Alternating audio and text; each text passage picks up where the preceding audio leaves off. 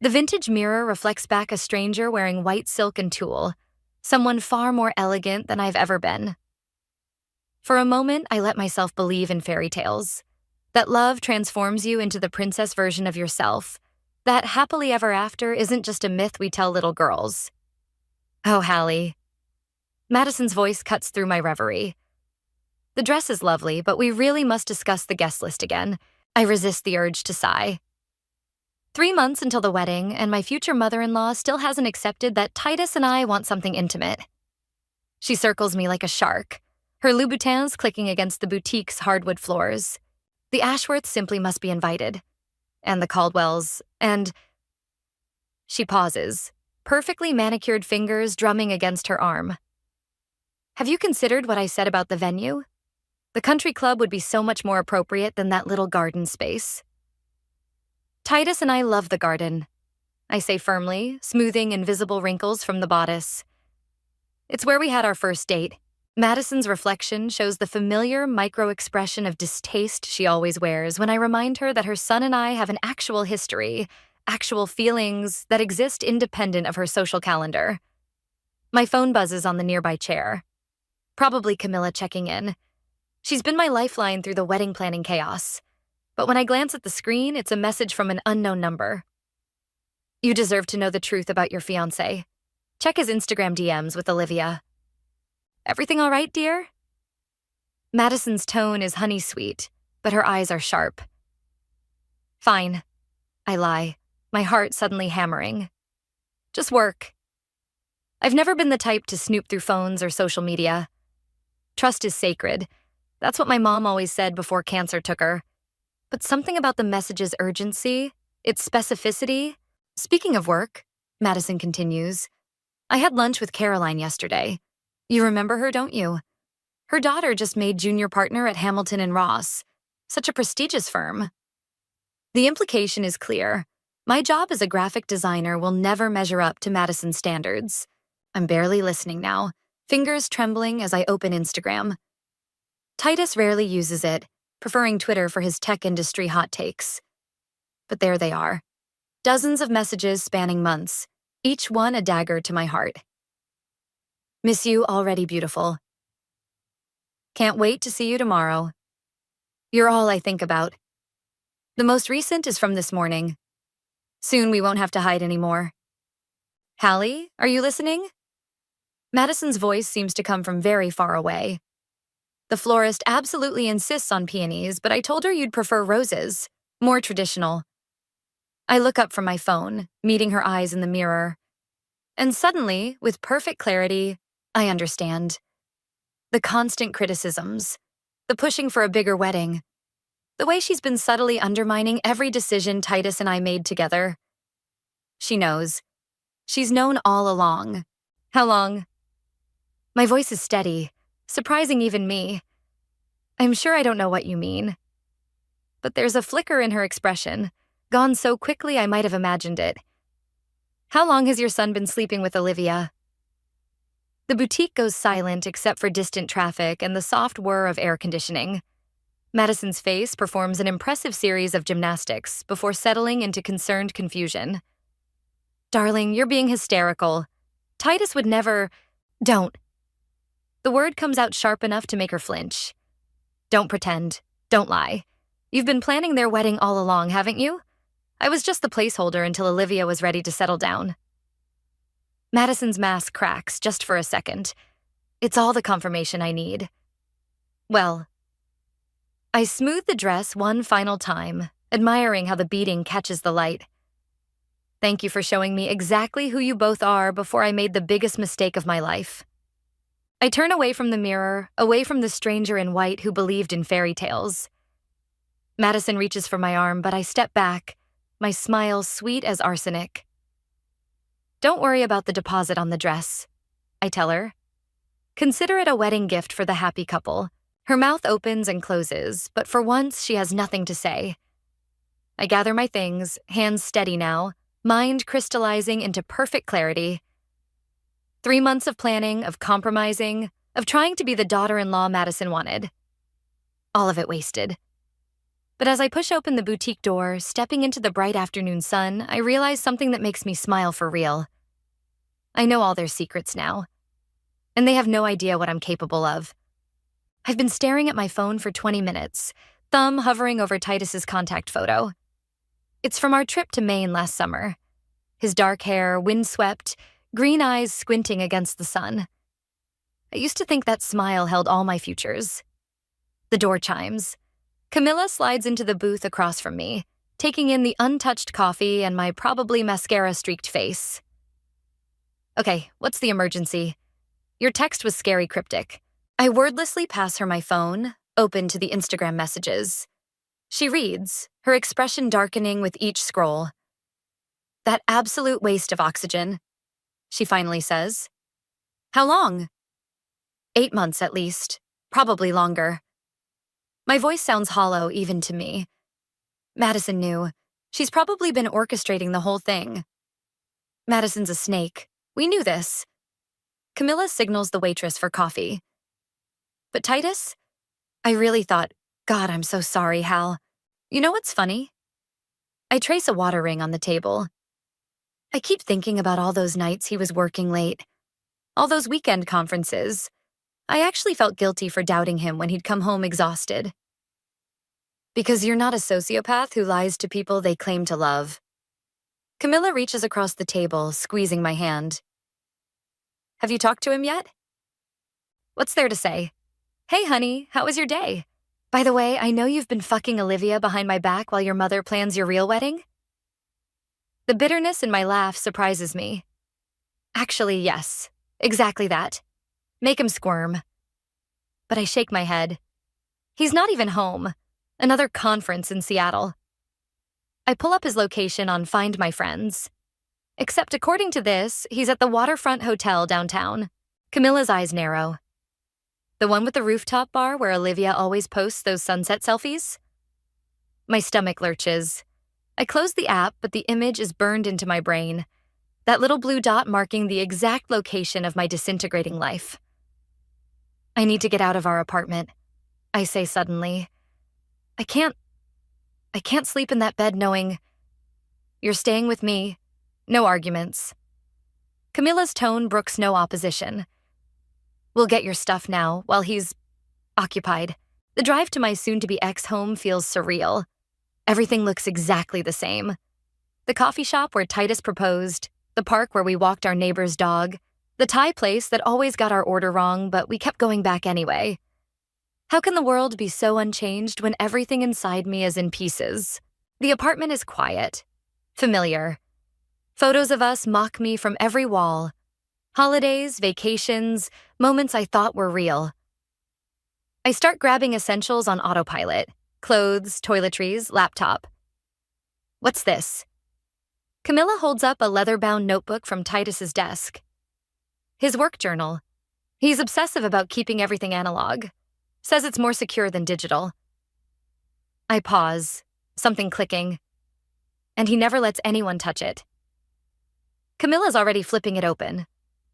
Holy shit. I look over her shoulder. Pages of neat handwriting detail meetings, plans, transactions, and dates. Dates that match perfectly with his business trips. Names I recognize from Madison's endless social circle. And numbers, large numbers. This isn't just an affair, I breathe. He's been moving money around. Look, these transfers to offshore accounts, these consulting fees. Is this legal? Camilla asks. Not even close. My hands are shaking, but my mind is suddenly perfectly clear. He's been embezzling from his own company, using his mother's social connections to... Oh my God. A key turns in the lock. Camilla shoves the journal into my bag as footsteps approach. I freeze, heart pounding, but it's not Titus. Hallie? Madison stands in the doorway, impeccable as always. I thought I might find you here. We need to discuss how to handle this situation discreetly. Her eyes flick to my half-packed bag, to Camilla, to the empty spaces where photos used to hang. Something calculating crosses her face. There are certain arrangements that could be made, she continues smoothly. to ensure everyone's comfort and privacy. The right incentives. She's trying to buy my silence, I realize. She doesn't know I have the journal, doesn't know I've seen proof of not just personal betrayal, but corporate fraud that could send her precious son to prison. You're right, I hear myself say. We should definitely discuss arrangements. Over lunch, perhaps? Tomorrow? Madison's relief is palpable. Wonderful. The club at noon? I smile, sweet as the day she helped me try on wedding dresses. I'm looking forward to it. Only when she's gone does Camilla exhale. Please tell me you're not actually considering letting them buy you off. I zip my bag, feeling the weight of the journal inside. Oh, I'm going to lunch tomorrow, but Madison's about to learn that some things can't be fixed with her checkbook. The country club dining room reeks of old money and judgment. Madison sits across from me, perfectly composed in Chanel, stirring her martini like she's conducting a tiny orchestra. I'm wearing the silk blazer she gave me last Christmas, playing the role of the grateful almost daughter one last time. Darling, I know you're hurt, she says. But these things happen. Marriage is about being practical. I take a sip of water, letting the ice clink against my teeth. Practical like offshore accounts and fake consulting fees? The olive in her martini stops mid-orbit. I'm sure I don't know what you mean. I think you do. I pull out my phone, showing her a photo of one particularly damning page from Titus's journal. Your son's not just a cheater, Madison. He's a thief, and you've been helping him. Her face doesn't change, but her knuckles go white around the stem of her glass. Those are complex business matters you couldn't possibly understand. Try me. I may just be a graphic designer, but I can count. $7 million doesn't just disappear into consulting fees without someone noticing eventually. A shadow falls across our table. Ladies, everything satisfactory? I look up to find Austin, the club's manager, watching us with careful interest. I've always liked Austin. He has kind eyes and never treated me like I was beneath him, unlike most of Madison's circle. Wonderful as always, Madison says smoothly, but there's a tremor in her voice. Austin lingers a moment too long, his gaze meeting mine with something that might be understanding. Once he's gone, Madison leans forward. Name your price, she whispers. Whatever you think is fair compensation for your emotional distress. I laugh, the sound sharp enough to turn heads at nearby tables. You really think this is about money? Then what do you want? I want my last year back. I want to unknow what it feels like to love someone who could look me in the eyes every day while betraying me. I want... My voice cracks, and I hate myself for showing weakness. Madison's expression softens fractionally. Hallie, please. Titus made mistakes, but he's still my son. I can't let you destroy him. You did that yourself, I say quietly. When you taught him he could take whatever he wanted without consequences. My phone buzzes. A text from an unknown number. Meet me at the service entrance in 10 minutes. Bring the journal. Austin. I need the restroom, I tell Madison, standing. Don't worry, I'm not done discussing those arrangements. The service corridor is all exposed pipes and fluorescent lights, a stark contrast to the dining room's carefully curated luxury. Austin is waiting, looking nervous. I've been gathering evidence for months, he says without preamble. The money laundering, the fake companies, all of it. But I needed proof of the paper trail. I stare at him. You're what? Some kind of undercover investigator? Former forensic accountant. I took this job when things started looking suspicious. He runs a hand through his hair. The journal would complete the case, but it has to be obtained legally. Understanding dawns. You need me to turn it over voluntarily. You'd be protected as a whistleblower. But I won't lie. It could get messy. These people have resources, connections. I think about Madison's perfectly orchestrated life, how she's probably already planning damage control. About Titus's easy smile as he promised to love me forever while building a life with someone else. If I help you, I say slowly, what happens to them? Best case? Significant fines, probably prison time for the main players. Worst case? They have enough friends in high places to get a slap on the wrist. And Olivia? Was she involved? Austin shakes his head. Just a convenient distraction as far as we can tell. Keep the fiancé focused on personal drama instead of business dealings. Something cold settles in my chest. They didn't just betray me. They used my pain as a smokescreen. Every tear I cried over their affair was calculated, strategic. The journal's at my friend's apartment, I tell Austin. I can bring it tomorrow. You're sure? Once this starts? I'm sure. I straighten my blazer, channel some of Madison's steel. But I want to be involved. Not just handing over evidence, I want to help take them down. Austin studies me for a long moment. It's not exactly protocol. Neither is running a corporate fraud investigation through a country club. I know things about this family that aren't in any journal, and I've got nothing left to lose. He nods slowly. Okay, but we do this carefully. By the book. I think about Madison waiting in the dining room, probably already calling her lawyers, about Titus and his perfect smile and his careful lies. Don't worry, I say. I'm done being careful. You're doing what? Camilla nearly drops her wine glass. We're huddled on her balcony, the city lights blinking below like earthbound stars. Hal, these people have serious connections. They could destroy you. They already tried. I scroll through the photos I've taken of Titus's journal.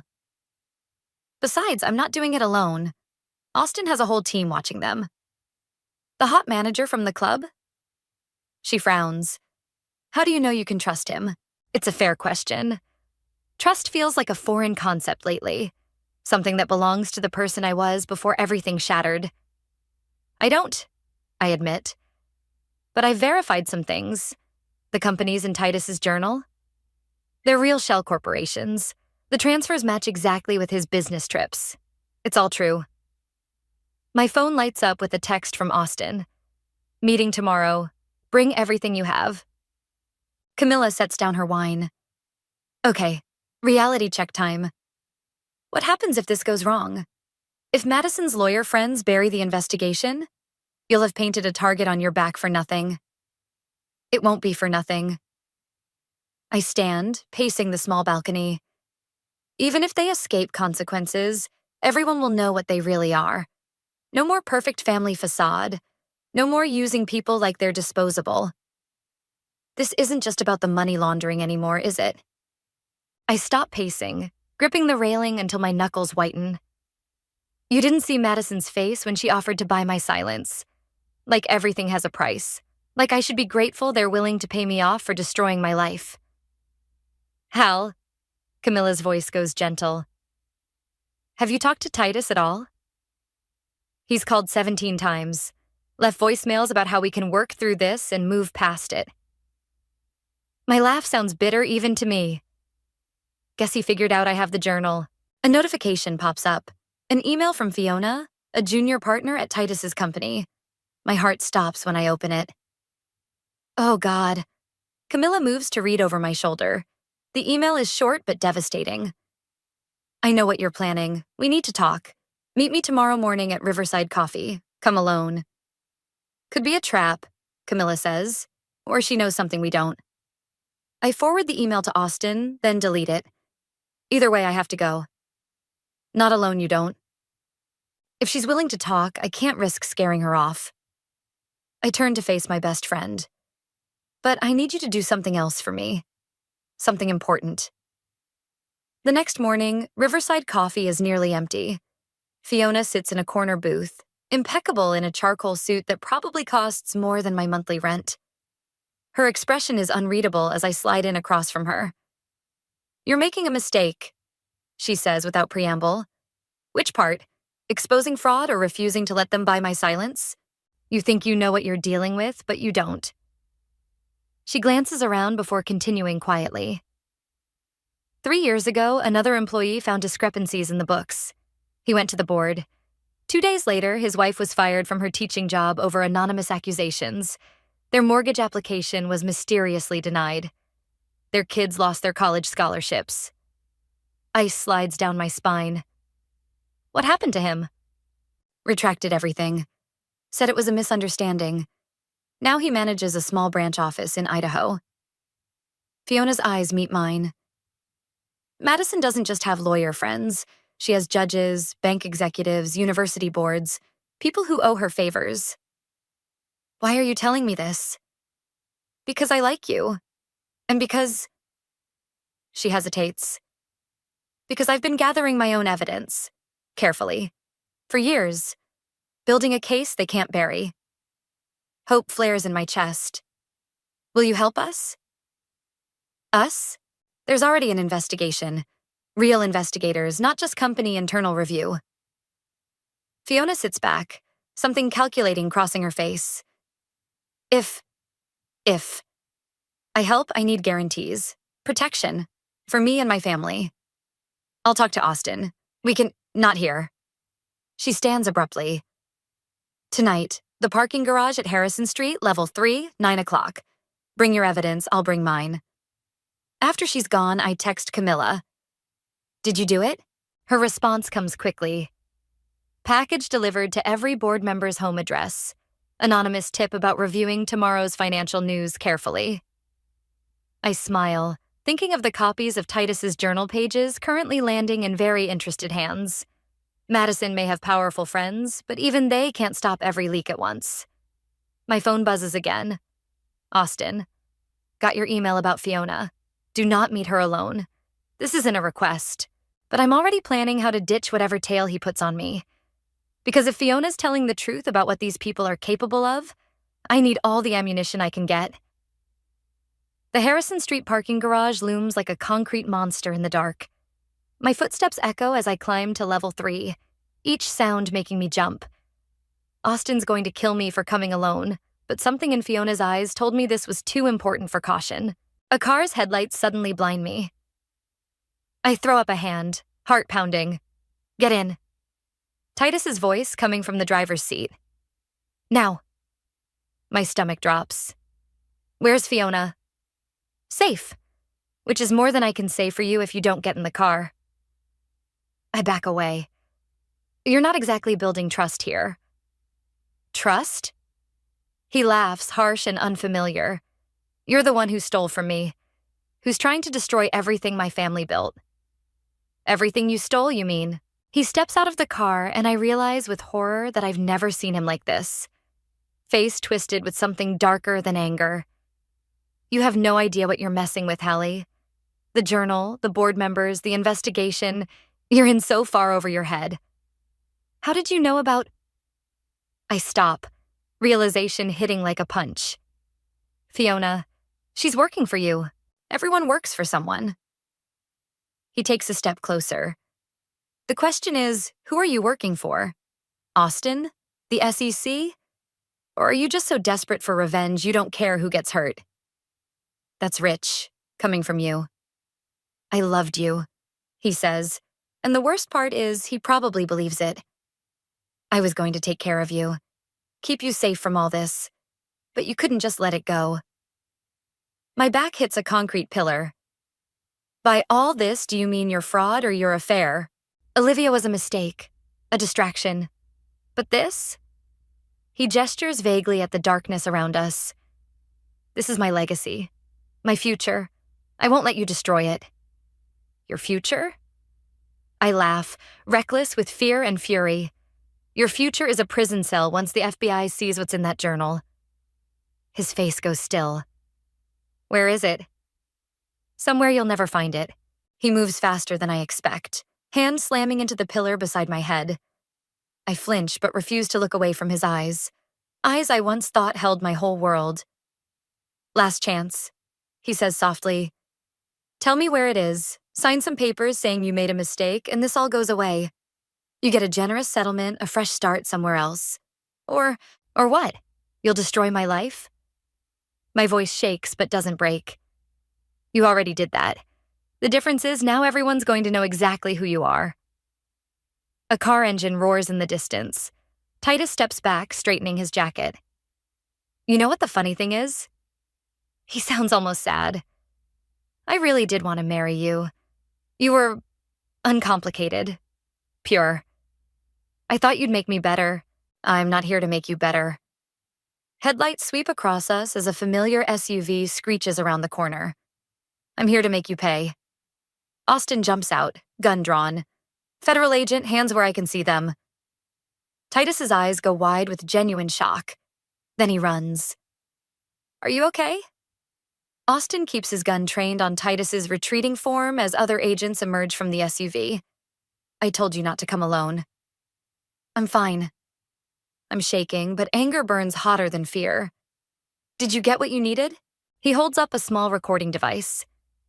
Every word, including the threat and attempted intimidation of a federal witness. I watch as agents disappear after Titus. Will you catch him? Eventually, but he's not our main target. Austin holsters his weapon. Your wire picked up something interesting at lunch with Madison yesterday. Names we've been trying to connect to this operation for months. So it's bigger than just their family? Much bigger. And now, thanks to you, we have proof. He studies me carefully. But after tonight, you need to understand, there's no going back. These people play for keeps. I think about Titus's face in the darkness, that stranger wearing my fiancé's skin. About Madison's carefully orchestrated world of favors and threats. About how close I came to joining their family, to becoming just like them. Good, I say. Because so do I. My phone buzzes. A text from Camilla. You need to see this. Turn on the news now. Austin's phone chimes at the same moment. His expression turns grave as he reads whatever message he's received. What is it? I ask. Madison's dead. He looks up, face grim. They're calling it suicide, but... The garage suddenly feels colder, darker, because I know with bone-deep certainty that this is just the beginning. The news plays on repeat in Camilla's living room. Madison's body found in her study, an empty pill bottle beside her. No sign of struggle, no note. Just the perfect stillness of her perfect house, disrupted by death. It wasn't suicide, I tell Austin for the 10th time. He's perched on Camilla's armchair while agents sweep my old apartment for evidence. Madison would never leave without controlling the narrative. I agree. He rubs his temples. But proving it is another matter. The medical examiner's preliminary report shows nothing suspicious. Let me guess. The examiner is a family friend? Camilla's voice drips sarcasm, along with the responding officers and the DA. Austin sighs. This is exactly how they operate. Clean, quiet, impossible to prove. My phone lights up, Olivia's name on the screen. I almost decline, but something stops me. Hello? Don't hang up. Her voice is raw, frightened. I need to talk to you. In person. Please. I meet Austin's eyes. He nods slowly. Where? The Botanical Gardens. 1 hour. Come alone. Because that worked so well last time, Camilla mutters. But an hour later, I'm walking through humid greenhouse air, agents concealed nearby. Olivia sits by the orchids, mascara smeared beneath red-rimmed eyes. I didn't know, she says when I approach. About any of it. The money, the threats, Madison. I thought I was special. That he loved me. Join the club. I don't sit. Why am I here? Because I found something in Titus's desk after he ran. Something Madison gave him for safekeeping. She pulls out a USB drive. Everything's on here. Accounts, contacts, blackmail material. She was insurance shopping before she died. If she was planning to expose them, why, she wasn't. Olivia's laugh is bitter. She was protecting herself from Titus. She found out he was planning to frame her, make her take the fall when it all came down. That's why she's dead. I finish. He killed his own mother. I can't prove it, but the night she died, he came home with scratches on his hands. Said it was from helping his mother clean up some old files. She holds out the drive. Take it. I don't want any part of this anymore. Before I can respond, footsteps approach. We both turn to see Fiona emerging from behind a massive fern. Hello, ladies. Her smile is razor sharp. Having a nice chat? Olivia goes pale. You said you wouldn't... I say lots of things. Fiona's hand emerges from her jacket, holding a small revolver. The drive, please. My mind races. The agents are watching, but they're under orders not to reveal themselves unless my life is in immediate danger. One wrong move and we lose everything. You're working for Titus, I say, playing for time. But he's gone. Who are you really protecting? You think Titus is the mastermind? She laughs. He's a spoiled child playing with daddy's money. The real power was always Madison's. Her connections, her network. Was? Is. Fiona's smile widens. Death is just a transition of power. And now that network belongs to me. Understanding hits like lightning. You killed her. Madison taught me everything, except when to step aside for the next generation. The drive now, before this gets messy. I reach for the USB, but Olivia moves faster. She hurls it at Fiona's face and runs. The gun swings toward her. I don't think. I move. The gunshot is deafening in the enclosed space. Pain blazes across my arm as I tackle Fiona. We crash into a display of orchids, pottery shattering around us. Agents swarm in, shouting commands. Fiona thrashes beneath me, snarling something about lawyers. I roll away, clutching my bleeding arm. Jesus, hell. Austin helps me up. That was either incredibly brave or incredibly stupid. Can't it be both? My voice shakes with adrenaline and pain. Olivia reappears as medics bandage my arm. She's holding the USB drive, miraculously intact. I'm sorry, she whispers. For everything. I never meant... I know. And surprisingly, I do. We were both just pawns in someone else's game. The drive confirms it, Austin says later, after statements and bandages and endless cups of shock sweet tea. Fiona was laundering money through Madison's network for years. When Titus discovered it, they made a deal. He kept quiet. She helped him steal from his own company. And Madison found out. And paid for it. He hesitates. But we still don't have Titus. My phone buzzes. A text from an unknown number. Just an address and 2 words that make my blood run cold. Found me. Actually, I tell Austin, showing him the screen, I think we do. The address leads to Madison's lake house, a modernist glass and steel monument to wealth where we spent last Christmas, where Titus first told me he loved me, where everything was still simple. We'll surround the property, Austin says, checking his weapon. Wait for my signal before... He'll see you coming. I stare through the car window at the illuminated house. He knows every security camera, every approach. That's why he chose here. We're not sending you in alone, not again. You don't have to. I touch the bandage on my arm, still throbbing. Because he's already watching, aren't you? My phone rings on cue. Titus's contact photo lights up the screen. That day in Maine when I thought his smile held truth. Very good, he says when I answer.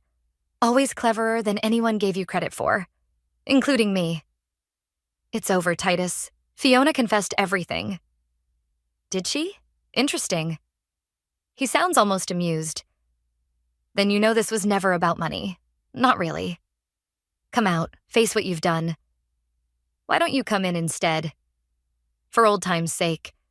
Just you, or I start sending evidence of federal agents' families accepting bribes. Amazing what Madison kept records of. Austin shakes his head violently, but I'm already opening the car door.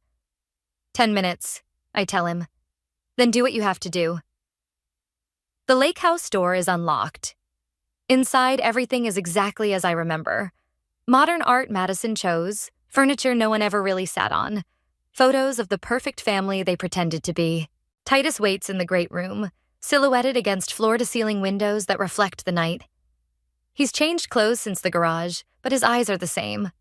Cold, unknowable. You're bleeding, he notes, gesturing to my arm. Your girlfriend shot me.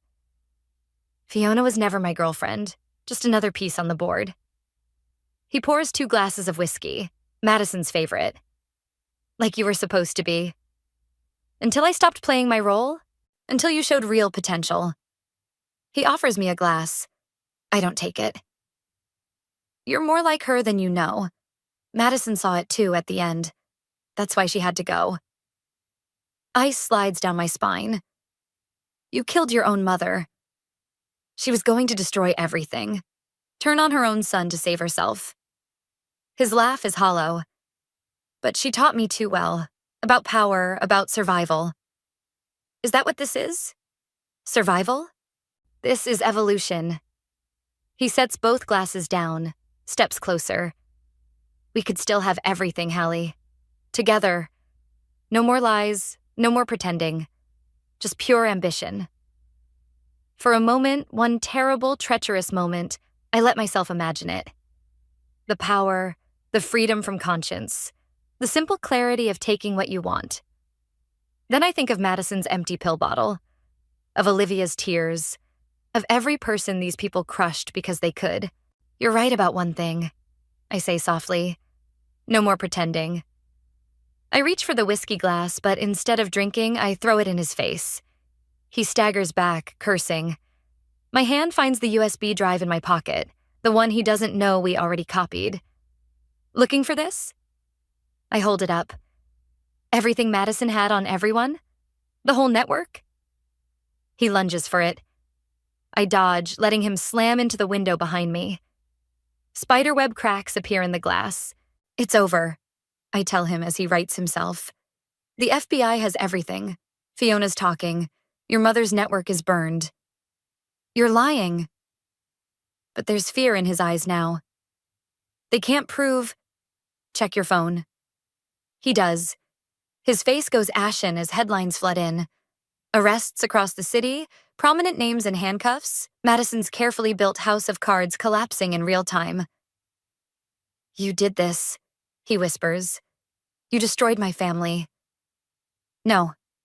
I meet his eyes steadily. You did that yourself. He moves with sudden violence, hands reaching for my throat. But I'm ready. I step aside, letting his momentum carry him forward, through the already weakened window. He catches himself on the frame, hanging over the lake 30 feet below. Our eyes meet one last time. I did love you, he says, in my way. I know. That's the tragedy. Then Austin and his team burst in, securing Titus before he can fall. As they read him his rights, I walk outside to the deck where we once watched sunrise together. The lake reflects stars like scattered diamonds. Somewhere an owl calls, reminding me that nature carries on, indifferent to human drama. My phone buzzes. Camilla checking in. But for now, I just breathe in the night air, feeling the weight of the past year finally begin to lift. It's not a fairy tale ending, but maybe those were never real anyway. The courtroom empties slowly, murmurs and footsteps echoing off marble walls. I stay seated, watching Titus being led away in handcuffs. He doesn't look back. 15 years, Camilla whispers beside me. Plus restitution. That's something, right? I nod, but my eyes are on the woman slipping out a side door. Olivia, wearing the same Chanel suit she wore to what would have been my wedding. Our gazes meet briefly. She mouths, "Thank you," before disappearing. You okay? Camilla squeezes my hand. I think I actually am. I stand, smoothing my skirt. Ready for that drink? But as we reach the courthouse steps, Austin calls my name. There's something you should see. He holds out a leather-bound notebook, identical to the one that started everything. Found it in Madison's safety deposit box during the asset seizure. My heart stutters. Another journal? Her personal diary. Most of it's evidence, but... He flips to a marked page. This entry's about you. The handwriting is Madison's perfect cursive. Hallie reminds me so much of myself at her age. That same fire, that refusal to accept the world as it is. I thought I could mold her, teach her to channel that fire into power like I did. Instead, she showed me what I'd become, what I'd turned my son into. Perhaps this ending is justice, after all. The toxicology report came back. Austin says quietly. It was suicide. She chose her ending. I closed the journal, holding back unexpected tears. She could have stopped it all. could have helped us? Some people can't face what they've built, or what it costs to tear it down. He takes the journal back. Speaking of building things, how's the new firm?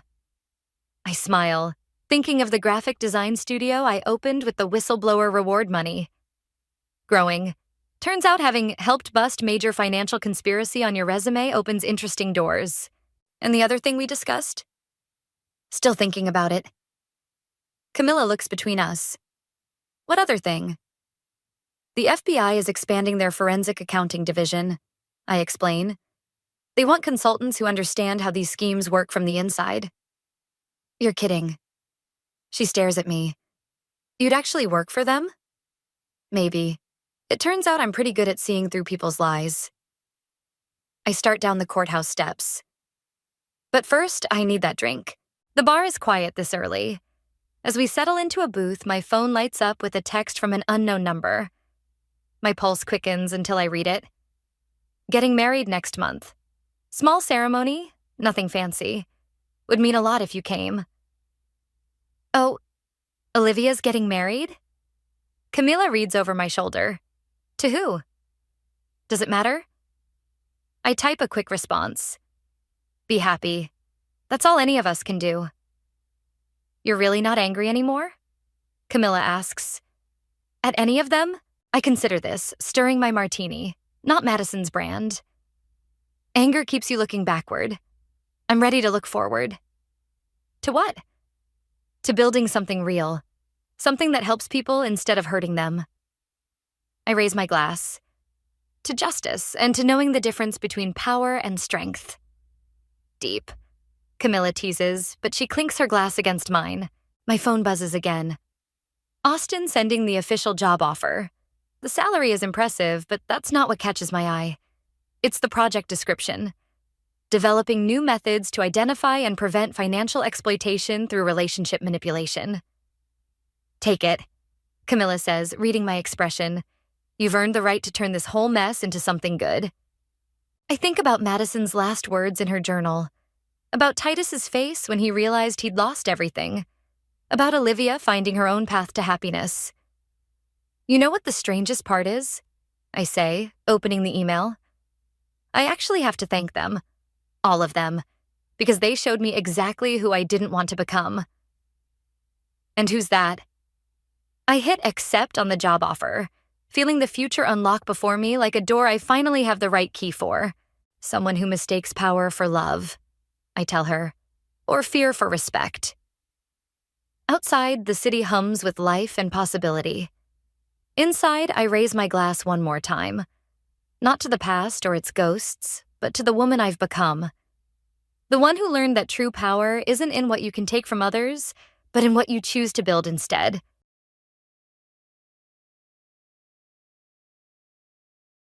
Hi there, I'm Lindy. 11 years ago, I was erased from my own family without a word, no goodbye, no explanation. Tonight, I showed up at my sister's birthday, uninvited. No one recognized me, not even my own mother. They called me a guest. But what they didn't know was that the tech Jody claimed to invent, that was mine. The tuition they paid for her, they stole it from me. They told everyone I walked away. But what if I never had a choice? I hadn't been on this porch in over a decade, but the sound of gravel under my heels still felt the same. I stepped out of the car, holding my breath longer than I meant to, clutching the invitation like it might disappear. My name wasn't on it. Well, not in the sender's line. Wesley invited me, not Jody. That said everything. The Langley estate hadn't changed. White pillars, brick steps, the scent of freshly clipped boxwood hedges. I ran my fingers down the front of my black coat before walking up. 11 years. That's how long it had been since I was erased. Wesley greeted me at the front door with his signature half-smile and a warm hug, one of the few who hadn't taken a side when everything imploded years ago. Madeline, it means a lot that you're here, he said, like he actually meant it. He didn't know what he'd stirred up. I stepped inside, and it hit me all at once. The music, the scent of candles, the sound of clinking glasses, and the sea of unfamiliar but somehow familiar faces. They were the same doctors, colleagues, old family friends. Just older, grayer. I spotted my mother first. Darla Langley. Hair perfectly coiffed, face tight with just the right balance of southern charm and frost. Her eyes skimmed past me. For a second, I wasn't sure if she'd pretend not to know me or pretend I wasn't standing there. "Wesley's brilliant guest," she finally said to a pair of doctors standing nearby. "She's done something with tech." She didn't say my name. Definitely didn't say my daughter. I felt my jaw clench, but I nodded and played along. I'd had 11 years to prepare for this. I wasn't here to get her approval. I was here to be seen. I walked further in and saw Boyd, my father, near the fireplace. He didn't even try to hide his disapproval. Just gave me that look, the one that said, "Don't make this about you." As if this house, this night, this family had ever been about anyone but Jody. A slideshow looped across a giant screen. Jody as a toddler, Jody graduating med school, Jody in a lab coat, posing like she invented something. Then came the family photos. I braced myself, and there it was.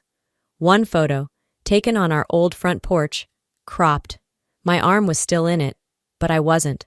I caught whispers behind me. "She looks familiar. Isn't that the CEO of NeuroSentinel?" I didn't turn. I didn't flinch. I just walked to the bar and ordered sparkling water. From the other side of the room, I watched Jody. She glowed under the chandelier, laughing like she'd earned every bit of this night. Polished, untouchable, false. They didn't know who I was, not yet. But they would. I left the main hall quietly, my glass still cold in hand, condensation trailing down my fingers. I needed a pause from the performance, theirs, not mine. Off to the side was the private lounge, where the noise dulled into a soft hum. From here, I could see the party continuing like a well-rehearsed play, but I knew every line in their script, and every lie behind it. A cluster of guests near the fireplace were gushing about Jody's so-called Harvard-grade algorithm. I nearly laughed. That tech was born in a corner booth of a 24-hour diner, scribbled across napkins while I waited tables and pulled double shifts at urgent care. They'd only ever seen the polished product, never the grime behind it. I stared at the flames for a moment too long, then turned away before the memory swallowed me. That's when I noticed Wesley across the room, talking to a caterer and fumbling with his phone. A guest had asked to borrow it. He waved over Darla and took hers from her clutch instead. His thumb scrolled through her contacts casually until he froze. I could tell by the way his brow dipped, then lifted. Something on the screen caught him off guard. His head tilted slightly. That's when I knew. He'd seen it. He leaned toward the hallway and whispered, "Why would she label someone spam caller?" with a note saying, "Do not answer. Manipulative?" The guest beside him laughed awkwardly. "Probably her ex-hairdresser." Wesley didn't laugh. I took another sip, letting the burn of citrus fizz remind me I was still here, still present. My heart didn't race. I'd come prepared for this moment, whether it happened tonight or not. He glanced at me. Not a glare. Not curiosity. Just thought. Like a man realizing the pieces of a puzzle had been shoved together by force, and something never quite fit. I held his gaze, calm, steady. Let him keep wondering. The lounge grew quiet again, but my mind didn't. It drifted, back to the last voicemail I left for my mother. 11 years ago. I had called to wish Jody a happy birthday. My voice was shaking then, still naive enough to hope kindness mattered. I pictured Darla hearing that message, sitting in her car, frozen, then without a blink pressing delete, like it was junk mail. Like I was never lost. I didn't disappear. I kept calling until they decided I didn't exist. He doesn't know it yet, but he's holding the first crack in their perfect facade. As the music softened and the lights dimmed, a voice from the DJ booth called everyone's attention to the center of the room. "Ladies and gentlemen, a special moment now. Please welcome the woman we're all here to celebrate, Jody Russo." Applause swelled. Glasses clinked. I stayed near the buffet, my back to the wall, half-shadowed. My drink was untouched. Jody stepped forward, glowing in a pale blue dress that hugged her like a PR campaign. Wesley stood beside her, smiling, though not as easily as before. Darla and Boyd stood front and center, wearing faces sculpted for admiration. "I'm honored to share something close to my heart tonight," Jody began, tapping the clicker in her hand. "Something I've developed over the last few years. Project NeuroSync." I didn't blink. I didn't move. I just listened. She clicked to a slide titled Empowering Recovery Through Real-Time Neural Monitoring, the exact phrase I used at the National Health Summit 2 years ago, word for word. The visuals were different, shinier, but the foundation? Mine.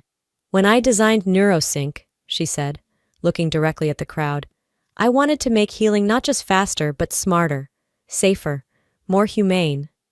The room murmured with approval. Boyd nodded like he'd raised a genius. Darla pressed her hand to her chest, eyes misting. I kept my expression blank, but inside it was roaring. She didn't just steal lines, she stole language, the language I bled for while working night shifts and sneaking textbooks into supply closets. She hijacked my journey, stitched it to her smile, and wrapped it in a bow for applause. Across the room, I caught Wesley watching me. His head tilted slightly. Doubt flickered behind his eyes, like a match trying to catch. She didn't just take my money, I thought. She took my years, my voice, and now they're clapping for her. Then it happened. Barely a whisper, but enough. "Didn't Lindy Chamberlain pioneer this concept?" A doctor muttered to his colleague. Jody flinched, just slightly. She tapped the clicker fast, switching to a diagram. I saw it. Wesley saw it. She didn't expect anyone to remember me. She'd counted on my silence, my absence. But now I was standing right here. I built a solution to save lives. They used it to erase mine. I slipped out through the French doors onto the back patio, the chill of early spring brushing my skin like a warning. The laughter and clinking glasses faded behind me, replaced by the softer rustle of trees and a string quartet playing faintly from hidden speakers. I needed the distance. I needed to breathe. Then I saw them. Reuben standing near the edge of the lawn, and next to him, Silas, wearing his favorite Spider-Man hoodie, hands deep in his cargo pockets like he was guarding treasure. He spotted me and took off in a sprint, his sneakers thumping lightly on the stone tiles. "Mom!" he shouted, leaping into my arms.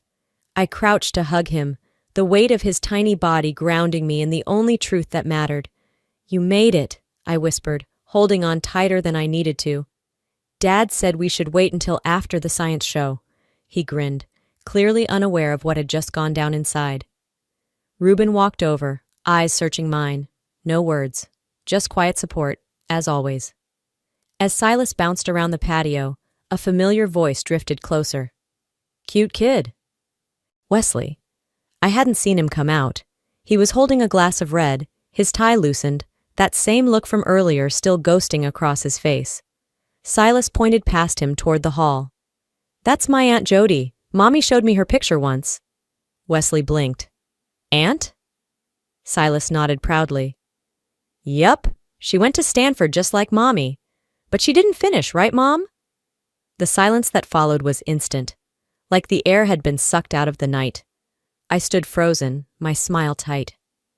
Reuben's hand slipped onto my shoulder. Wesley's gaze never left me. Behind him, 2 guests paused mid-sip. "Wait, Jody said she was an only child," one whispered. "Didn't she say she developed NeuroSync alone?" Another added, voice sharp with realization. The space between Wesley and me shrank, not physically, but in truth. He didn't ask a single question. He didn't need to. The timeline, the tech, the lie, it was unraveling faster than anyone could stop it. I looked down at Silas, who had already wandered to the edge of the koi pond, humming to himself, completely unaware that his innocent words had just sliced through a decade of deceit. The truth has a funny way of slipping past the gatekeepers, especially when it's wearing Spider-Man sneakers. I slipped through the patio doors into the side hall, letting the heavier silence wrap around me like armor. The hum of conversation was still alive in the distance, but out here it felt quieter, almost manageable. Almost. A shadow peeled away from the wallpapered wall. Boyd. "You just couldn't help yourself, could you?" he hissed, voice low but heavy with heat. "Had to make tonight about you, again." I didn't answer, not yet. He stepped closer. You left this family a mess. You bailed. Now you're back to throw grenades at your sister's life? My jaw tightened. I left? I said slowly. That's your version, huh? He crossed his arms, smug. You couldn't handle pressure. College broke you. We tried. No, you didn't. My voice didn't rise, but the weight behind it cracked something in him. You emptied my college fund without telling me. You sent it to Jody's account. You told me to be grateful she was doing something worthwhile. Then, when I asked why my tuition bounced and my housing got pulled, you locked the front door and said I didn't belong under your roof anymore? That's not how— You put my bags on the porch, Dad. Darla's heels clicked into the hallway like an alarm. Not here, she said through gritted teeth. People can hear. Good, I shot back. Maybe they should. They've heard your version for 11 years. Let them hear mine for once. Darla looked rattled. Boyd scoffed and stepped in again. You always were dramatic. And you always needed control, I said calmly. Guess what? You lost it. Wesley passed the corridor just then. He didn't stop, but he didn't look away either. He heard. Boyd leaned in, his tone quieter now, sharper. Whatever you think you're doing, it won't stick. You're still the one who left. I tilted my head. If you're so sure I walked out, why does it scare you every time I walk back in? I left Boyd standing in the hallway with his teeth clenched and hands balled into fists, Darla tugging at his sleeve like he was a live wire.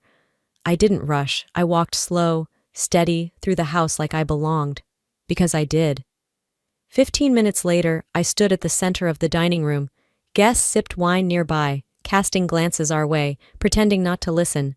The antique chandelier above hummed quietly. Boyd was at the far end of the room now, shoulders squared like he was ready for another round. Darla stood beside him, tense, lips pursed into something between regret and rehearsal. I placed a manila envelope on the table in front of me.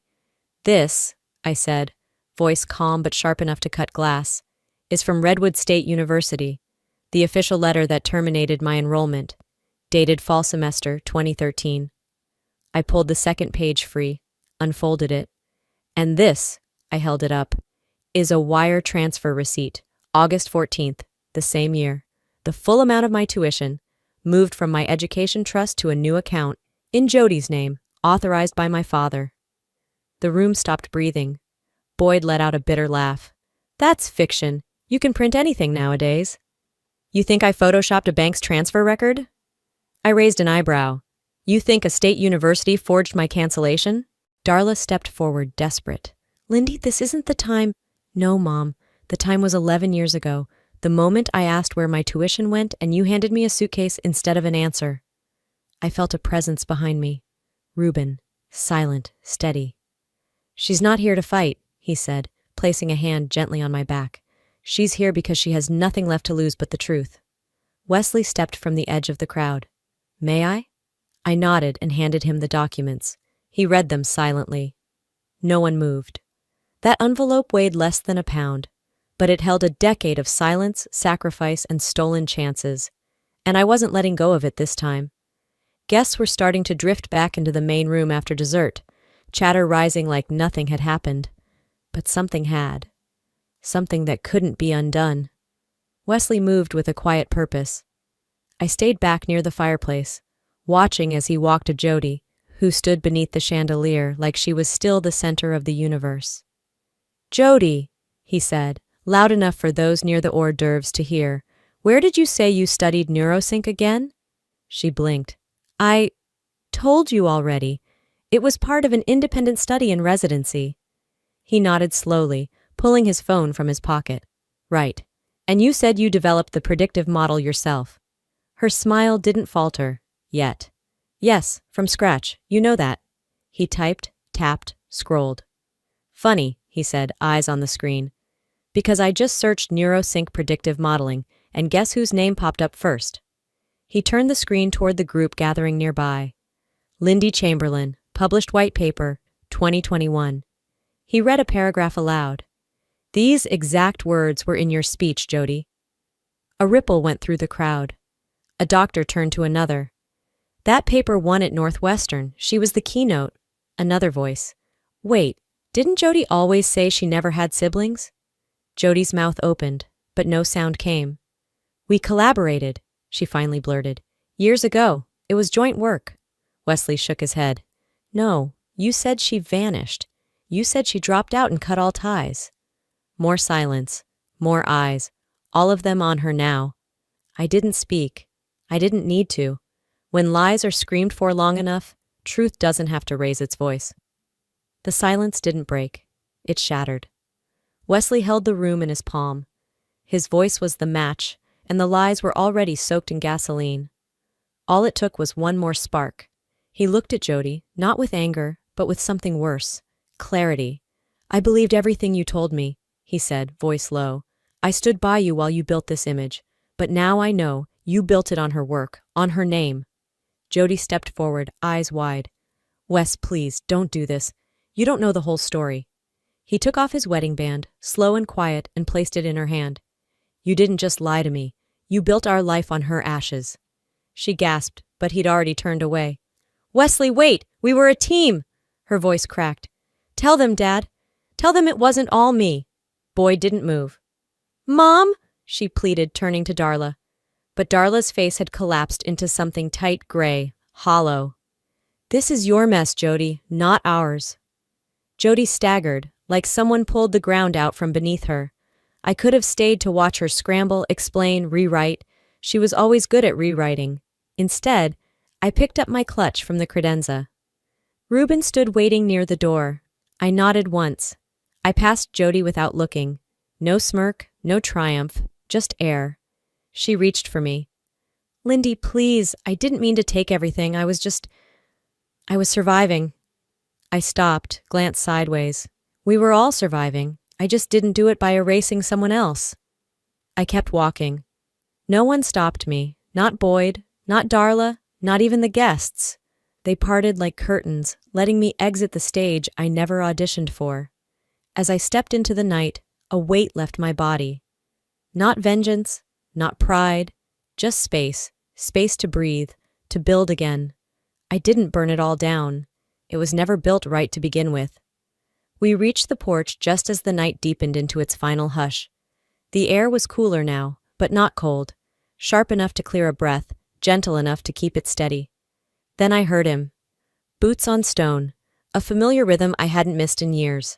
Boyd stepped out from the shadows of the columns, arms folded, voice low. You think walking out of that room makes you the bigger person? Before I could answer, Reuben moved. He didn't raise his voice. He didn't even look angry. He simply stood between us. No, he said, but staying behind to clean up someone else's damage, that would make her a fool. Boyd's jaw clenched, but he didn't reply. He stepped aside, and we left. 2 weeks passed. I sat at my desk in my home office, sun streaking through the windows. Silas was humming somewhere down the hall. Reuben had just made coffee. Life had begun moving forward. The envelope on my desk was postmarked from Jody's new address. Inside, a card and a handwritten note. Half apology, half performance. You were never the problem. I just couldn't compete with who you are.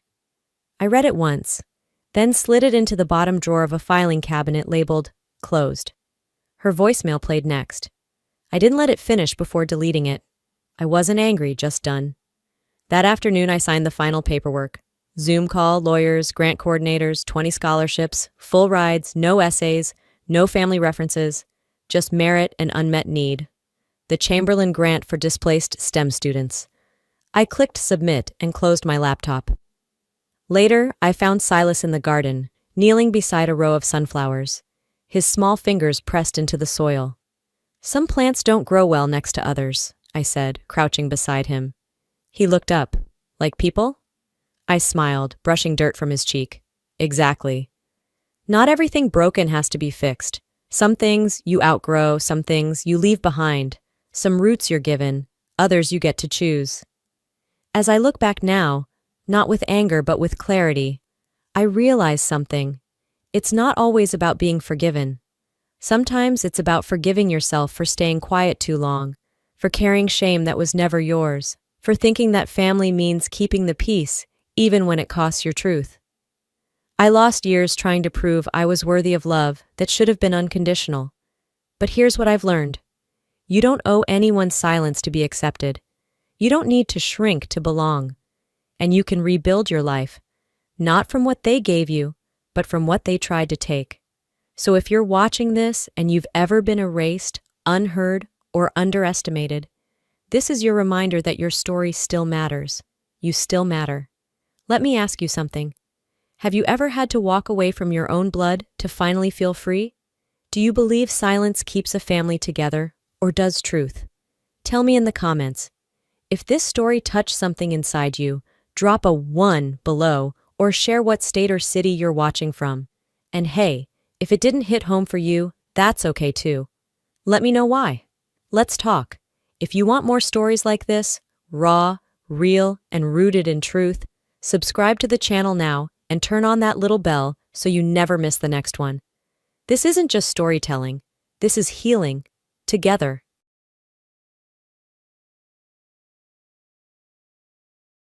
Hi there, I'm Mary. And yeah, this story starts with a house, my house. I saved for years, bought it on my own. But when my parents found out I didn't buy it for my sister, they lost it. What came next? Fake documents, a GoFundMe scam. My niece left on my porch like some emotional ransom. They even toured the house behind my back before I ever saw it, all because I said no. But the worst part? It wasn't sudden. It was planned. How do you fight back when your own family rewrites the truth? Keep watching. I'll show you how. The moment I signed the papers, I thought I'd feel nothing but pride. I stood in the kitchen of my new home, alone, surrounded by empty space and the smell of fresh paint. The keys felt heavier than I imagined. Not physically, but something about that weight in my palm told me this wouldn't be just a milestone. It would be a line in the sand. I hadn't told anyone until it was done. After all the sacrifices, skipping vacations, driving the same beat-up truck for years, fixing cars with busted knuckles and grease-caked elbows, this was mine. Every tile, every wall, every damn creak of the floorboard was paid with hours of overtime and scraped knuckles. So I posted one photo, just one. A simple caption, "Finally home." Within 10 minutes, my phone lit up like a Christmas tree. Notifications, calls, one from Mom. At first, I thought maybe she'd surprise me. Maybe, just this once, she'd say, "I'm proud of you." Instead, her voice dropped like a stone in my stomach. "You bought a house without even thinking of your sister?" she asked, skipping past hello, past congratulations, past anything human. I blinked, walking from the kitchen to the small sunlit living room, phone pressed to my ear. "I'm sorry, what?" "You know Noreen's been struggling. Rent is insane these days. And you go and drop a down payment like it's nothing? How do you think that makes her feel?" I didn't say anything. My mind was still trying to recalibrate. Was she serious? "You could have at least thought of sharing," she went on. 3 bedrooms? What are you going to do with all that space? You don't even have a family." And there it was. That knife, clean and quick. You don't even have a family. I could have reminded her that I'd been helping her and Dad cover utilities since I was 20, that I'd paid Noreen's car note twice without complaint, that I worked through pneumonia one winter to keep the shop running. But none of that ever seemed to matter. I wasn't the golden child. I was the reliable one, the backup plan, the one who handled things while Noreen spiraled. When I didn't answer, she doubled down. "Look, honey, no one's saying you can't have your own space. But you know your sister needs stability. You can't seriously expect her to find her own place right now, can you?" "She's 34, I said finally. My voice came out flat. "She's not a child. She's going through a rough patch. She's always going through a rough patch." The silence on the line stretched, then cracked. "You don't mean that," she said sharply. "I do," I replied. "I meant it 5 years ago, and I mean it now." "You've changed, Maris. You used to care." I looked around the living room. Light poured through the big bay window. I saw a future here. Quiet mornings, meals cooked without chaos, the rare calm of finally choosing myself. "I still care," I said softer. "Just not in the way you expect." She scoffed. "This family bent over backwards for you." "Did it?" I asked. Because I remember working double shifts while Noreen was backpacking through Europe. I remember eating ramen while she got new outfits for every season. Her breath hitched. That's not fair. What's not fair is acting like this house belongs to anyone but me. Another silence. This one longer. Then a click. Call ended. I didn't even look at the screen. I just stood there, staring out the window like the trees outside might offer answers. That night, I lay awake on a cheap mattress placed directly on the floor.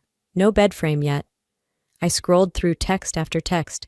Dad hadn't messaged, but I could see he'd read everything. Noreen hadn't said a word, which in her case meant something was coming. Silence was never silence with her. It was the breath before the strike. I got up and wandered the house barefoot. Still boxes stacked by the walls. The fridge was empty, except for water bottles and a six-pack of something I didn't remember buying. I stood in the kitchen again, same spot where I'd started the day, staring at nothing. 20 years of grinding just to be told I was selfish. Growing up, Noreen got the new clothes, the new phone, the summer camps. I got hand-me-downs, life lessons, and sermons about responsibility. When she flunked out of college, Mom cried. When I graduated while holding 2 part-time jobs, they sent a card. No money, just a card. And now, here I was, finally carving out something just for myself, and it still wasn't allowed. I tried to sleep, but my mind wouldn't shut up. Their voices played on loop. She needs help. You used to care. 3 bedrooms, for what?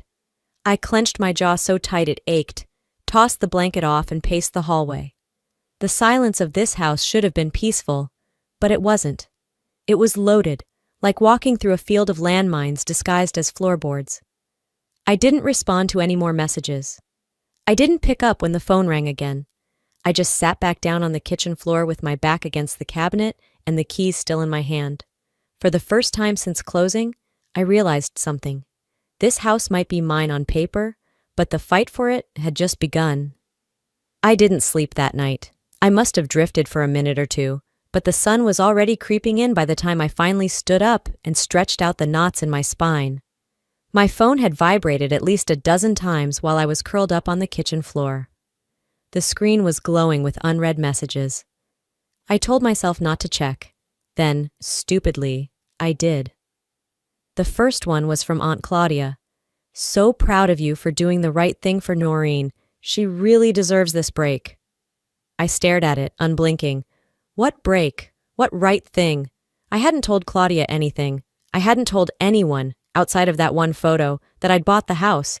And yet here she was, offering congratulations. Not to me, but to Noreen.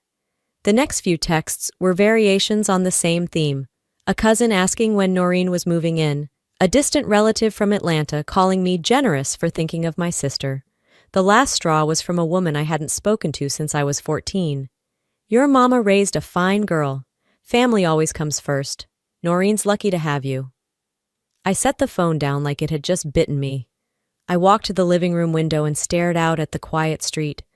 Everything outside was calm, trees shaking off last night's breeze. But in my chest, something was unraveling fast.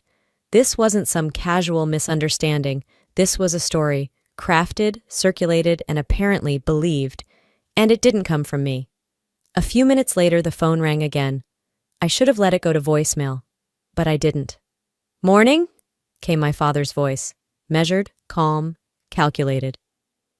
Did you know Mom told people I bought this place for Noreen?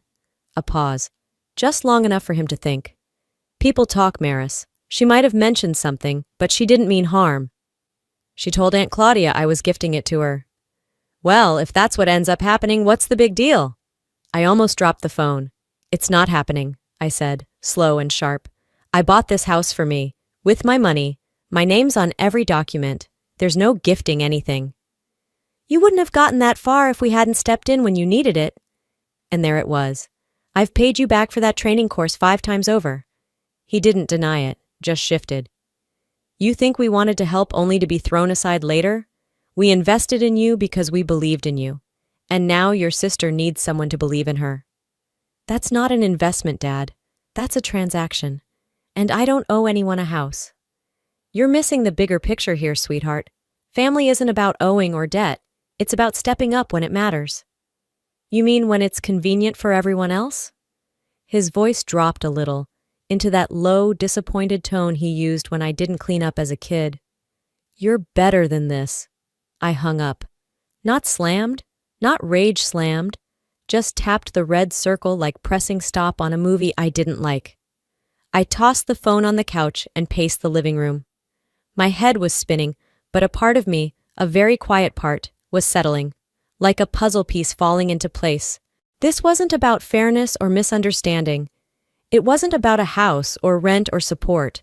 It was a well-rehearsed play, and I'd walked in right on cue. Mom spun the story, Dad applied pressure, and the chorus of extended family echoed the line, "Good girl, Maris, do the right thing." They were making the decision for me, publicly, before I even knew there was a decision to be made. As I stood there, I thought back, because of course I did. Back to sophomore year of high school. Noreen got piano lessons from a private tutor flown in from Nashville. I got a bus pass and a lecture on self-reliance. Back to college. I lived off peanut butter sandwiches while working at a tire shop. Noreen spent a semester in Paris, then dropped out 2 credits short of graduating, and now she needed help. Again. I remembered prom night. I didn't go. I was working the register at a gas station while my classmates danced. The day my college acceptance came in, I was changing brake pads under a Honda Civic. I didn't complain, not once, but they always told me I was strong, while Noreen was sensitive, vulnerable, going through a phase. Back then, I thought I was the lucky one. I told myself being the dependable daughter meant they trusted me more. Now, standing in the living room of a house I bought and was apparently about to give away, I saw it differently. I wasn't the lucky one. I was the fallback, the failsafe, the one expected to bend when things got tight. The phone buzzed again. Another message, this time from Uncle Ray. "You're doing the right thing, kiddo. Your sister really needs this." I sat down, letting the couch cushions absorb the weight I didn't know I was carrying. They already believed it. It was already done in their minds. I hadn't agreed to a damn thing, but somehow, I was already the villain if I didn't go through with it. I got up and walked to the back of the house, stepped onto the patio. The early spring air still had a bite to it, and the grass was wet with morning dew. I stood there for a moment, just breathing. No plans, no arguments, just breath. And then it clicked. They were counting on me staying quiet, on me absorbing the guilt, nodding along, handing over the keys like a good daughter. But I wasn't the backup plan anymore. I spent the next 2 days moving boxes, setting up shelves, and scrubbing every inch of the kitchen. Not because it was dirty, but because I needed the distraction. The quiet was unnerving. No more texts, no calls, no, just checking in or guilt-drenched monologues. And that's what scared me. The calm wasn't natural. It was rehearsed, like everyone had paused the show, waiting for me to come crawling back to the script they'd written for me. I was supposed to crack. I was supposed to buckle under the pressure. And yet, here I was, making coffee, installing curtain rods, deciding whether I liked the color of the hallway or if it needed a second coat. I told myself maybe they'd finally accepted it. Maybe the silence meant they understood this wasn't a phase or a stunt. Maybe, just maybe, they were backing off. But then, at 11:37 p.m. on a Thursday night, my phone lit up with a message from Noreen. "I can't take this anymore. Maybe it's better if I'm just gone." Just gone. I stared at the words. No follow-up, no explanation. Just those 10 soul-piercing words. I read it twice, then a third time. My thumb hovered over the screen, unsure what to do. Was she okay? Was this a real cry for help? Or was it another performance? I knew how manipulative she could be. I'd lived through it. I'd cleaned up her messes. I'd taken the blame for things she did without hesitation. But this was something different. Or at least it looked different. I paced the living room barefoot, one hand in my hair, the other still holding the phone. The message burned a hole in my brain. I couldn't ignore it. But I couldn't trust it either.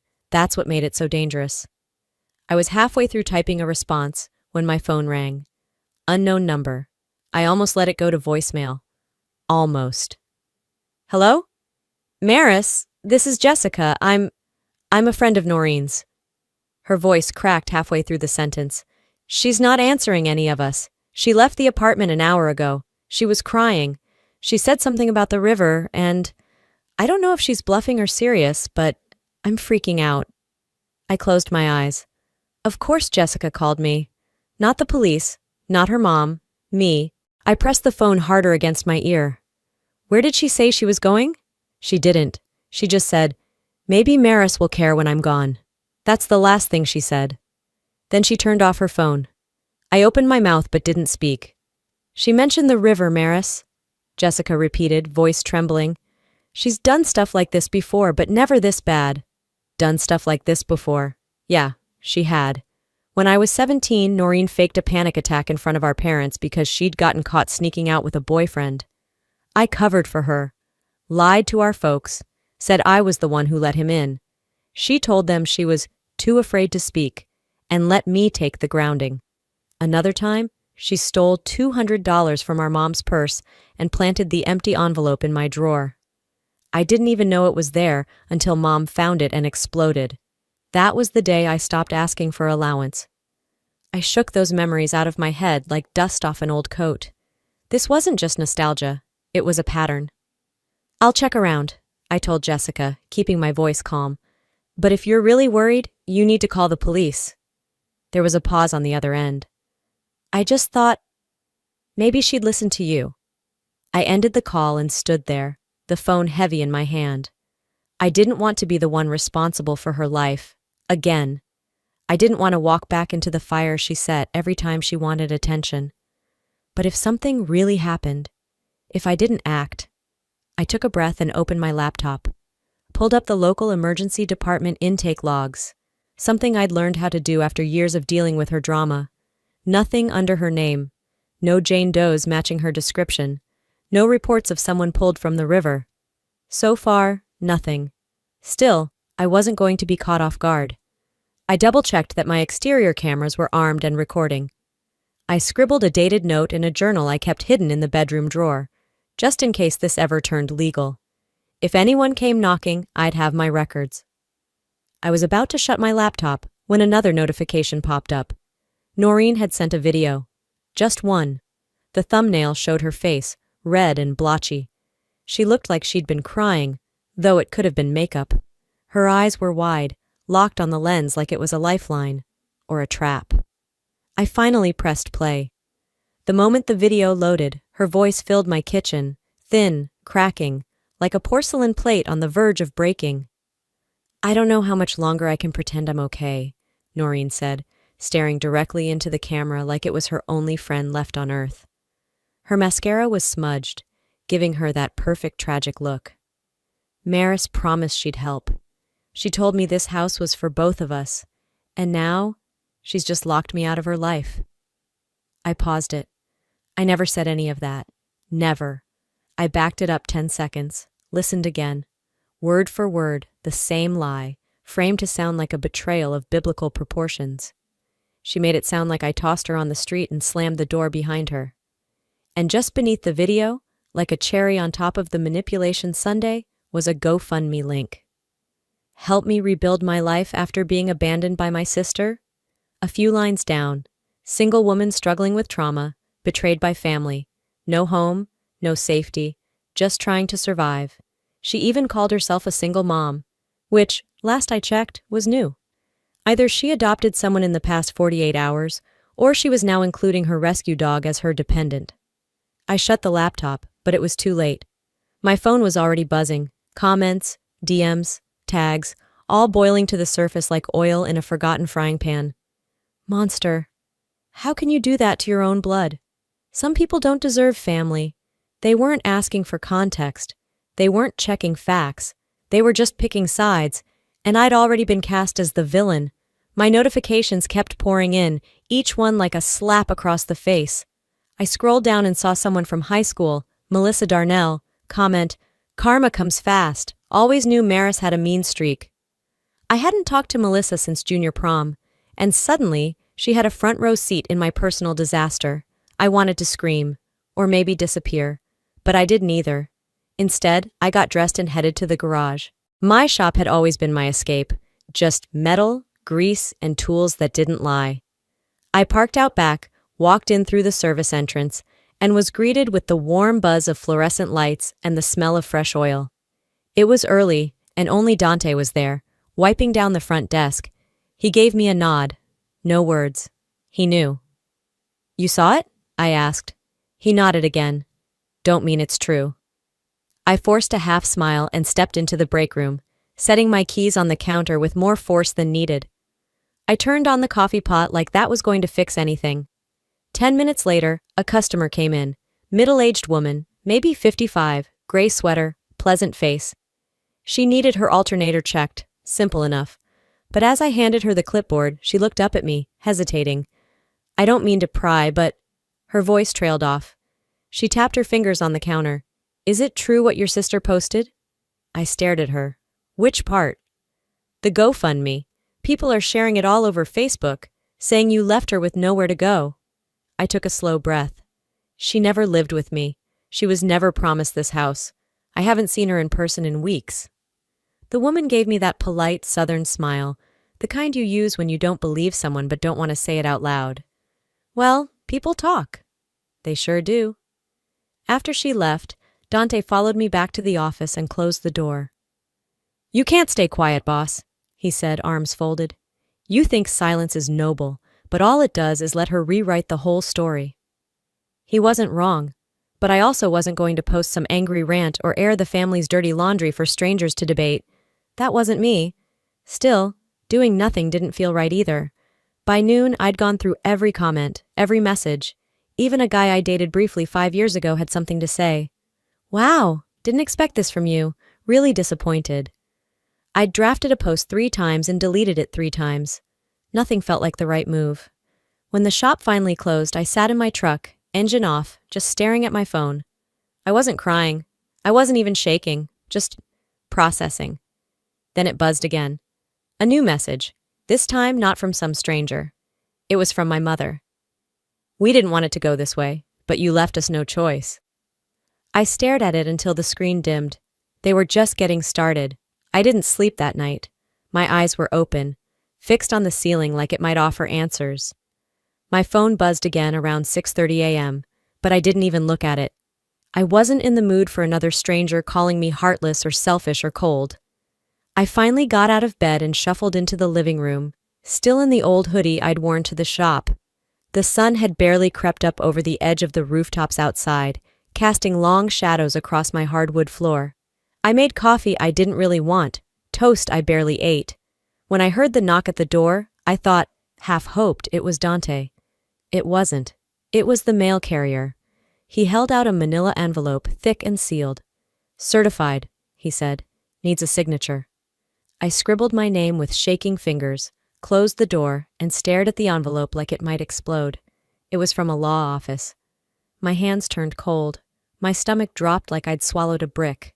I set it on the kitchen table and just walked away. Let it sit there for 3 hours while I tried to go about my day like it didn't exist. Folded laundry, cleaned the bathroom, answered a few customer emails. All the while, the envelope sat there like a ticking time bomb. Finally, around noon, I sat down, sliced it open, and pulled out the papers. Cease and desist. Accusations of withholding family property. Claims of emotional distress. Demands that I either resolve the matter privately or prepare for formal litigation. I laughed. A single, sharp exhale that didn't sound anything like amusement. Family property? Since when was something I paid for, sweated for, bled for, considered shared? They hadn't contributed a cent. Not 1 dime, but here they were, acting like my independence was theft. And the kicker? The letter referenced prior verbal assurances that I had intended to gift the home to Noreen. That was their angle. Not logic, not fairness, just a made-up promise and emotional blackmail dressed up in legal stationery. I couldn't decide if I was more insulted or impressed. Not long after, the phone rang again. Unknown number. I should have let it go to voicemail. But I picked up. "Maris?" the voice asked. "This is Deacon Ellis from Hillgrove Community." I blinked. That church hadn't crossed my mind in over a decade. "Your mother reached out to us," he continued. "She's concerned, said you're going through something, said we should pray for you." I leaned on the counter, fingers gripping the edge. Did she say what exactly I'm going through? A beat of silence. Then, she said you've lost your way. Lost my way. That's what they were calling it now. Standing up for myself was spiritual rebellion. Refusing to be manipulated was a moral crisis. I appreciate your prayers, Deacon, I said, voice like ice. But maybe next time you should ask both sides before you light a candle. I hung up without another word. It hit me then. They weren't just coming for my name. They were coming for my reputation. The legal threat was just one part.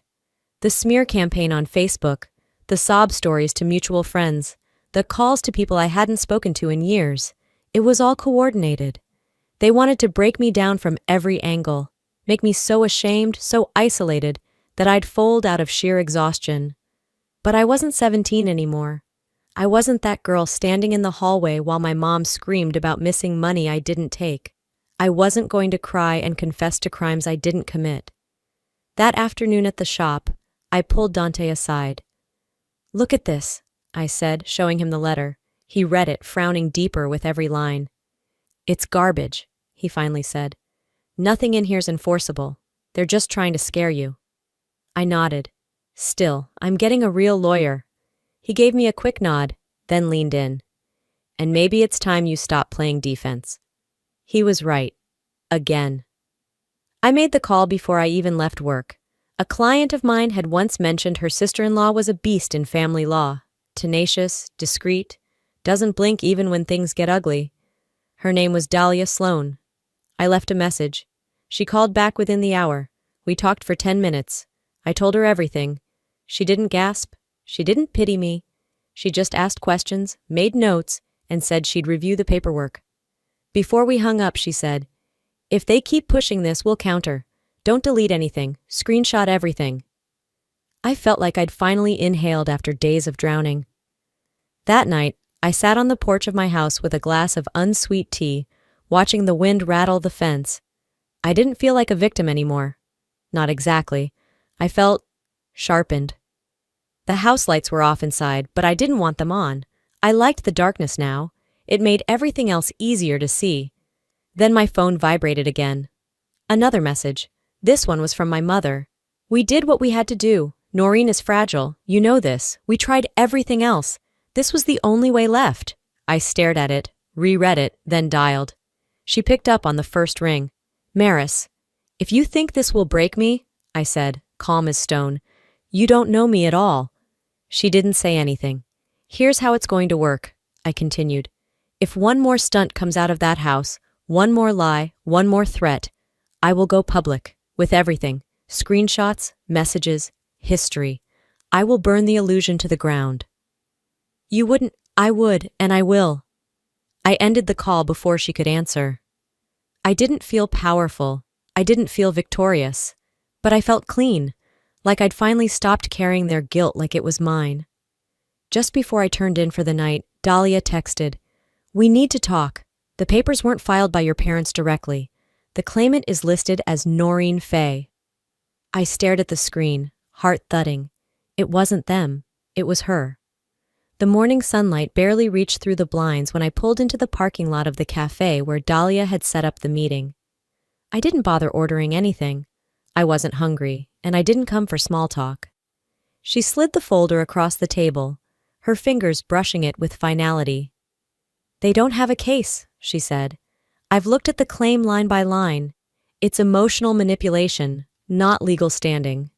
I skimmed the contents again anyway. Emotional distress. Withholding family property, all written as if the house I worked for had somehow been promised to someone else by birthright. I can issue a formal response, she said, but honestly, they're bluffing, and poorly. I let out a slow breath. Good, but I want it documented anyway. If this escalates, I want to make sure I'm not playing catch-up. Dahlia nodded. Smart move. After we parted, I drove straight to the garage.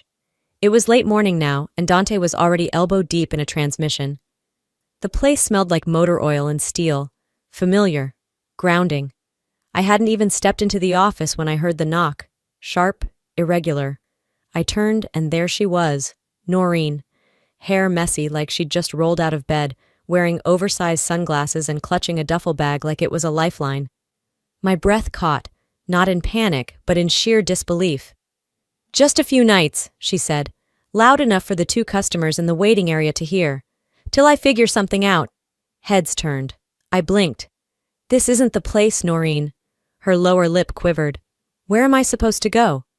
"You have an apartment," she sniffled. "Not anymore. Can we talk? Privately?" Dante, bless him, stepped between us. "Hey," he said gently. "Why don't you take a walk around the block while Maris finishes up here?" Noreen looked at him like he'd insulted her, but Dante didn't budge. He wasn't aggressive, just firm.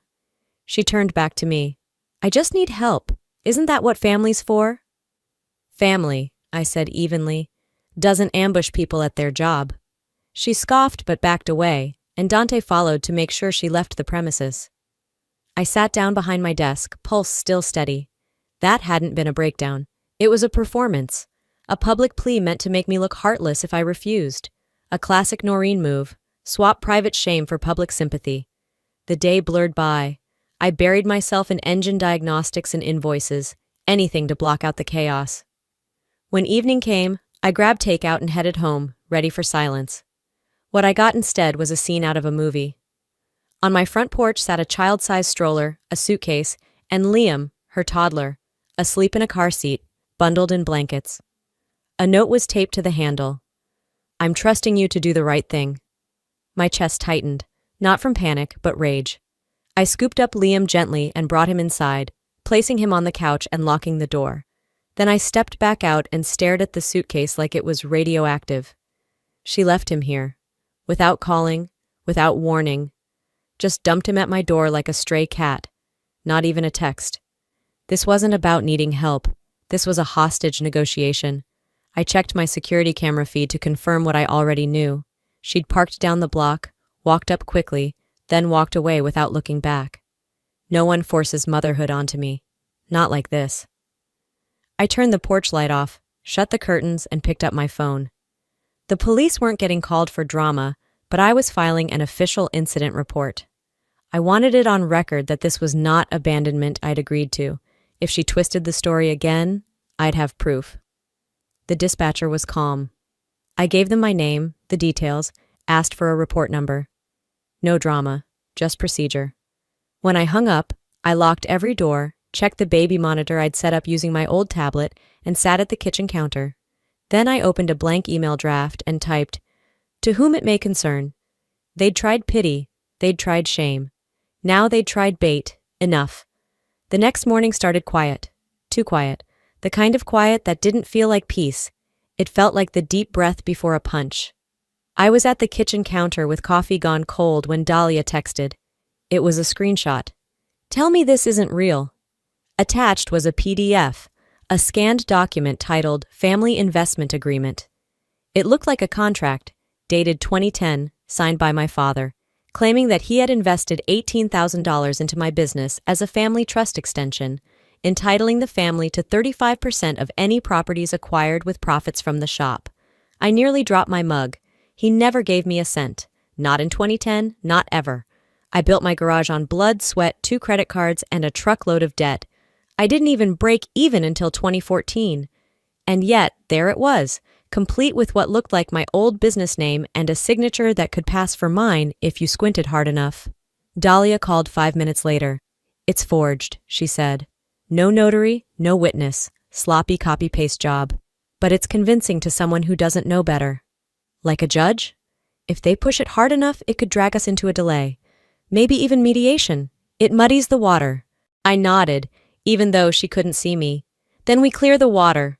I saved the file, logged the timestamp, started documenting everything. By mid-morning, my phone buzzed again, this time with Facebook notifications, dozens of them. My cousin Brandy had shared the GoFundMe. Can you believe this? Abandoning her own sister, unreal. Dozens of comments followed. She always thought she was better than the rest of us. Bet she forgot where she came from. Sad when money makes you heartless. Some defended me. Others said they were praying for my family. One even messaged me privately, saying they hoped I found healing, like I was the one who broke everything. I didn't respond, but I did drive. Not aimlessly, not to cool off, to their house, the house I grew up in, now more symbol than home. I parked halfway down the block, took a breath, and walked up the driveway like I had a mission. Because I did. Mom opened the door. Her eyes narrowed, but she stepped aside. Dad stood in the hallway, arms crossed like he'd been waiting to play referee. "You shouldn't be here," he said flatly. "Too bad." Mom folded her arms. "Are you happy now, making a spectacle of this?" "You forged a document," I said, holding up the printout. "You turned family into leverage. We did what we had to do. You left us no choice." "You always had a choice. You just liked the one where I stayed silent." Dad stepped forward. "We helped you when you had nothing. You wouldn't even have that garage if not for us." "Lies," I snapped. "And now you're using church gossip and fake contracts to ruin me? For what? Because I bought a house? For myself?" Mom's voice cracked. "Because Noreen needs it more. Then she should get a job." Silence. I turned to the door. "This ends today. If you or Noreen come near my property again, you'll hear from my attorney. No more messages, no more games. And if you think for a second I'm afraid of your threats, try me." Back at the garage, I made a decision. I posted screenshots of every fake message. The GoFundMe story, the contract, my own paper trail. Here's the truth since they won't tell it. It spread fast. By late afternoon, support flooded in. People I hadn't heard from in years messaged me saying, "We see you now, we didn't know, we're sorry." Some of the hate turned into silence, some into apologies, and then, at closing, my phone rang again. Voicemail, it was her. "You think this is over? We're just getting started." I stared at the screen, heartbeat steady. They want war? Then let's finish it properly. By the third morning after the post, I was up before the sun. The air outside still had a bite, but my body felt like fire. Today wasn't just about defending myself anymore. It was about finishing what they started. I brewed coffee with muscle memory, barely tasting it as I opened my laptop and clicked into the folder marked Receipts. Screenshots of texts from Noreen, dated threats, the GoFundMe before it was taken down, voice messages, emails, even the photo of the suitcase on my porch. One by one, I dragged them into a new post. Here's the truth they won't tell you. I didn't caption it for drama. I captioned it for clarity. I timestamped every image. I included the emergency call reference number from when I filed the incident report. I even added a link to the video Noreen had sent me crying, and I wrote simply, "Watch carefully." The post was live before 7 a.m. It didn't take long. Within 2 hours, my inbox was a wave of red dots. Comments poured in, friends, strangers, people who had initially believed the GoFundMe story now apologizing. Some who had donated asked where they could report it. The fundraiser collapsed by noon. GoFundMe removed the page, citing misleading content. I didn't feel joy. I felt cold relief. After lunch, I had a legal appointment at the courthouse downtown. Dahlia met me outside, holding a manila envelope and a look that said, "You were right." Inside were printed responses from opposing counsel. Still nothing official, no court filing. Just more threats masked as negotiations. We reviewed strategy over cheap coffee in the law library, going over timelines and possible restraining orders. As we were finishing up, someone called my name. "Maris?" I turned to see a man in a navy blazer. I didn't recognize him immediately. "Eric Phelps," he offered, extending a hand. "Real estate agent. I showed a house to your folks and sister a few months back, out in the West End, brick ranch style." My mouth dried. "You mean this house?" He blinked. "Yeah, I think so. She said you were the buyer they had lined up, that the family was helping her move in soon. I only realized later when I saw your name on the deed." I nodded slowly. So they'd planned this. Long before I even toured the house myself, they'd walked through it like they already owned it. Like it was a done deal, a foregone conclusion. They never saw me as separate from their needs. I wasn't a person. I was a piece of the plan. Dahlia looked over and said softly, "That changes everything." Back outside, the sky was cloudless and sharp blue. I sat on the courthouse steps for a long while, letting the wind hit my skin. I wasn't angry anymore. Not really. I was finished. Done trying to earn their respect. Done playing the good daughter. done hoping they'd ever see me outside of the box they stuffed me into. By late afternoon, I was home. I pulled into my driveway just as the sky turned gold at the edges. There was a kind of stillness that didn't feel empty anymore. It felt earned. My phone buzzed in the cup holder. Voicemail. It was Dad. "We did what we had to do. We still expect you to come to Sunday dinner." I didn't answer his call. I just walked inside, my house, my rules. 1 week passed. The chaos settled not with a bang, but with an echo. I wasn't checking my phone every 5 minutes anymore. I wasn't refreshing Facebook to see if someone else had posted something new, something cruel. I let it all slow down, finally. The air around me was still, like Knoxville had taken one deep collective breath and held it. The post I shared? It was still out there. Not viral anymore, but it had done its job. People weren't debating my sanity in comment threads now. They were sharing their own stories. Siblings who stole inheritances, parents who played favorites, women like me, middle-aged and exhausted, trying to set boundaries that never seemed to stick. I received a message from a woman in Ohio. "You don't know me, but I read your story. I left my family 3 years ago and never looked back. You're not alone." Another came from a young guy who said, "I wish my mom had protected herself the way you are. Thank you for showing me what strength looks like." I didn't respond to most of them. I just read, sat with them, let the kindness settle in, like sun warming through a window. Midweek, Dahlia called. "Noreen's lawyer just filed a motion to drop the claim," she said. "It's over, Maris. No more case, no more threats." I was sitting at my kitchen counter with a mug of peppermint tea when she said it. I didn't cheer, I didn't cry, I just said, "Okay." It was the kind of okay that wasn't meant to comfort. It was closure. Clean. Simple. Later that day, Dante stopped by my office at the garage. He leaned against the doorframe, arms folded, his expression unreadable. "You hear about Noreen?" I shook my head. "She applied to the new position over at Ormond's." "Didn't get it. Word around town is, her name doesn't carry the same sympathy it used to." I didn't comment.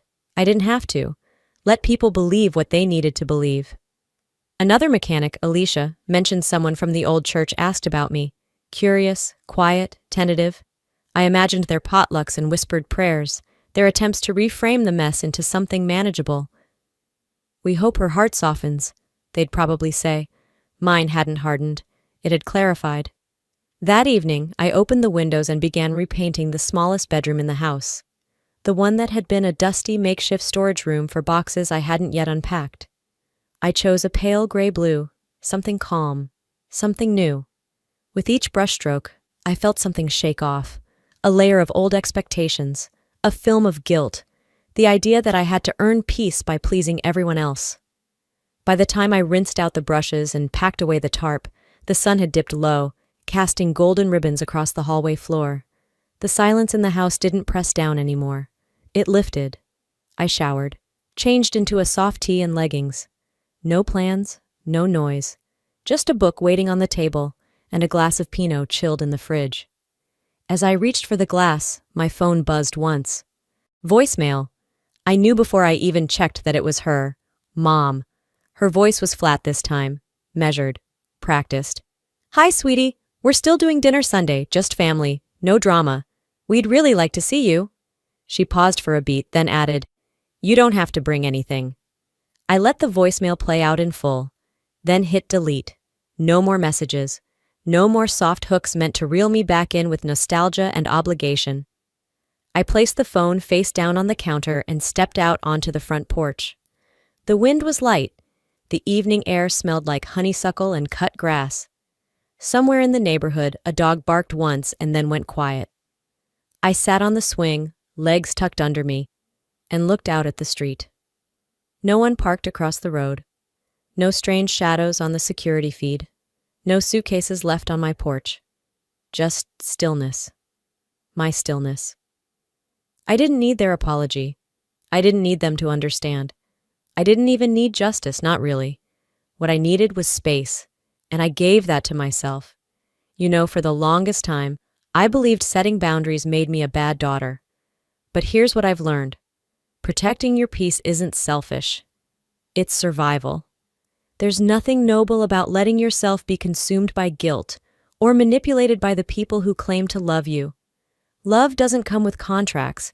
It doesn't twist your story or weaponize your silence. And if this journey taught me anything, it's that healing sometimes means walking away, even from the ones who raised you. So let me ask you, have you ever felt like the backup plan in your own family? Like your needs were always negotiable, but theirs were law? Tell me below. Share your story, your city, or just drop A if this hit home. If this video moved you, even a little, comment 1, so I know you're out there. And if it didn't, tell me why. I'm here for all of it, the real stuff. And hey, if you want to hear more stories like this, ones that dig deep and speak truth, tap subscribe. This channel's not just for content, it's for connection. I made peace with the silence. Maybe you're ready to do the same. Thanks for watching. I see you. I hear you. You're not alone.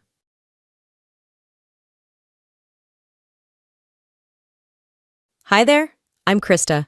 I got a video from my uncle of my own sister mocking me behind my back, laughing about how she used me, lived in my home for free, made a joke out of my life.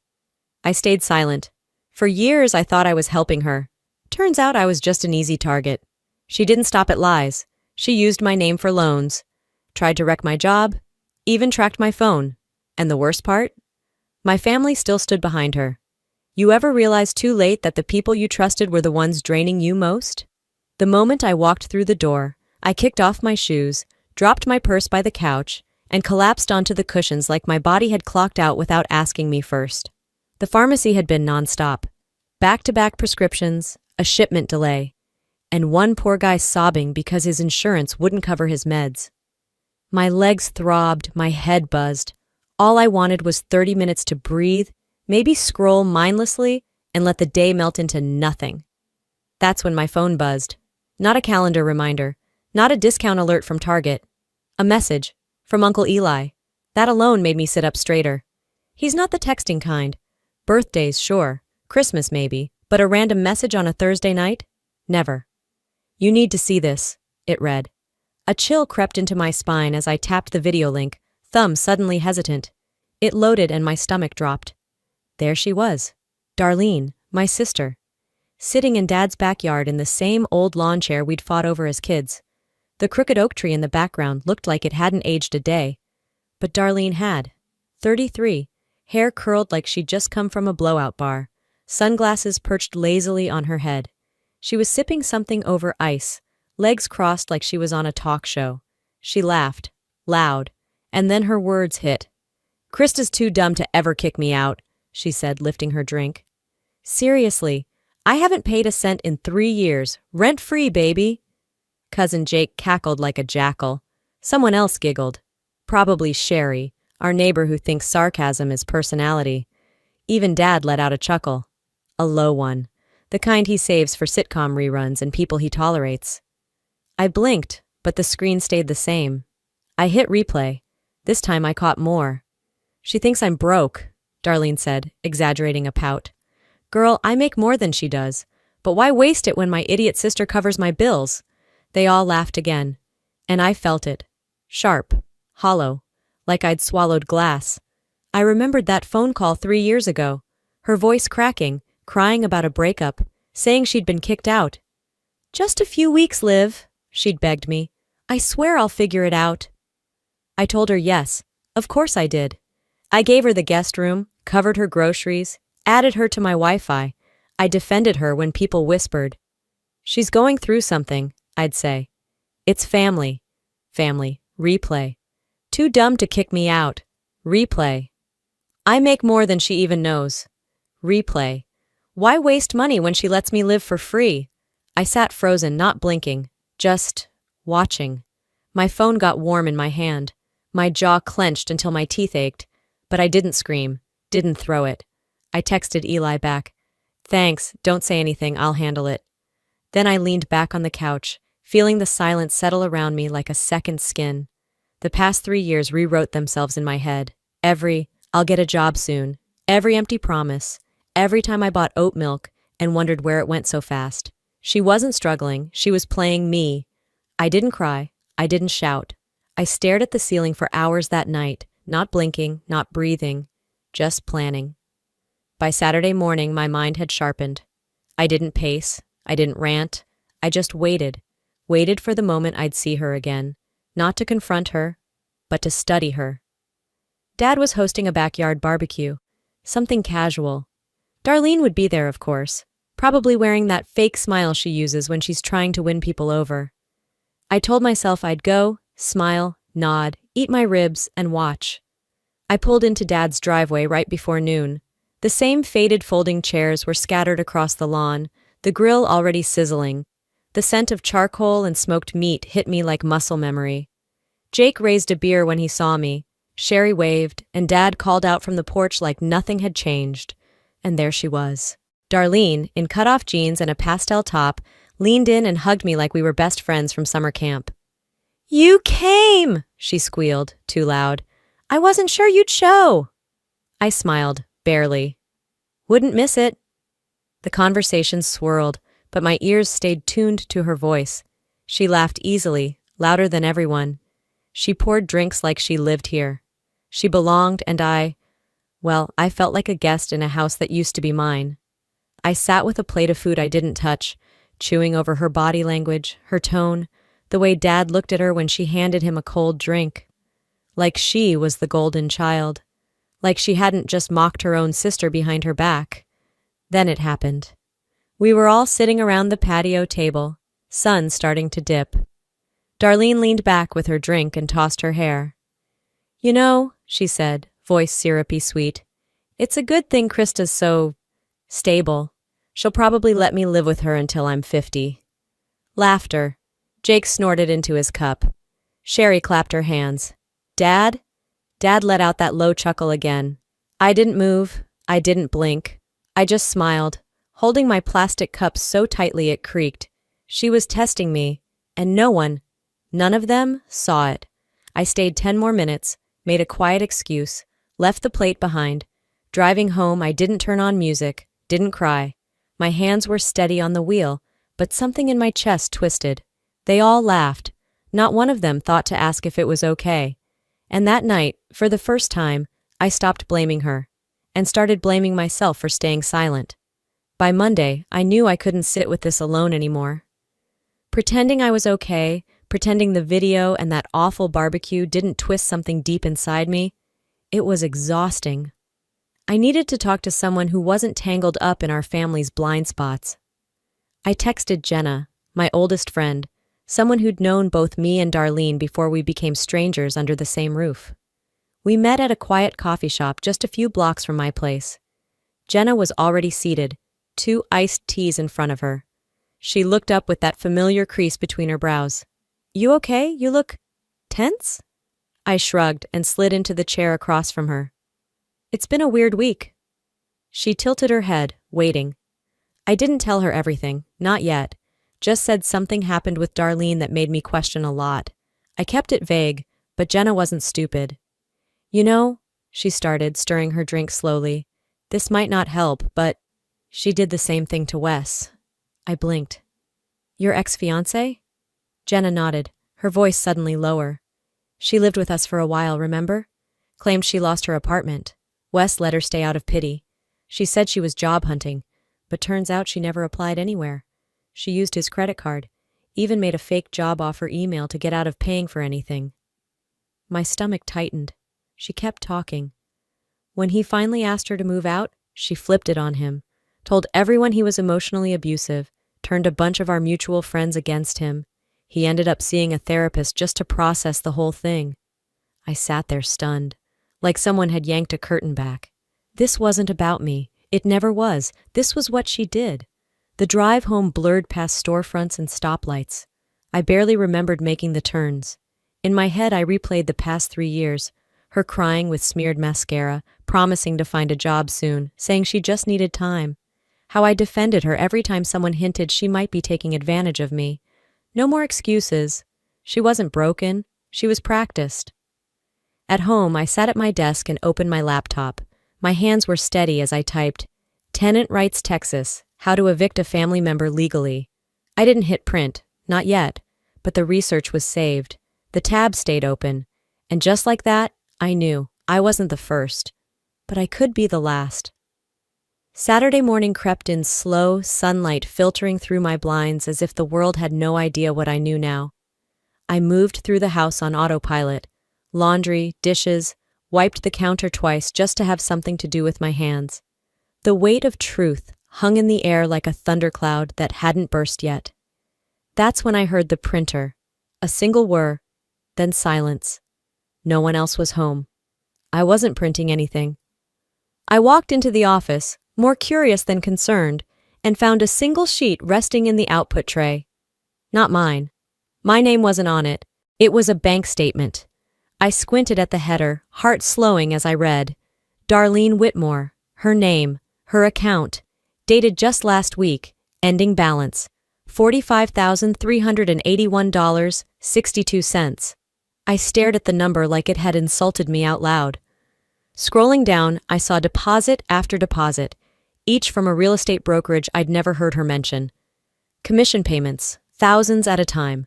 One had landed the same week she claimed she couldn't afford to pitch in on groceries.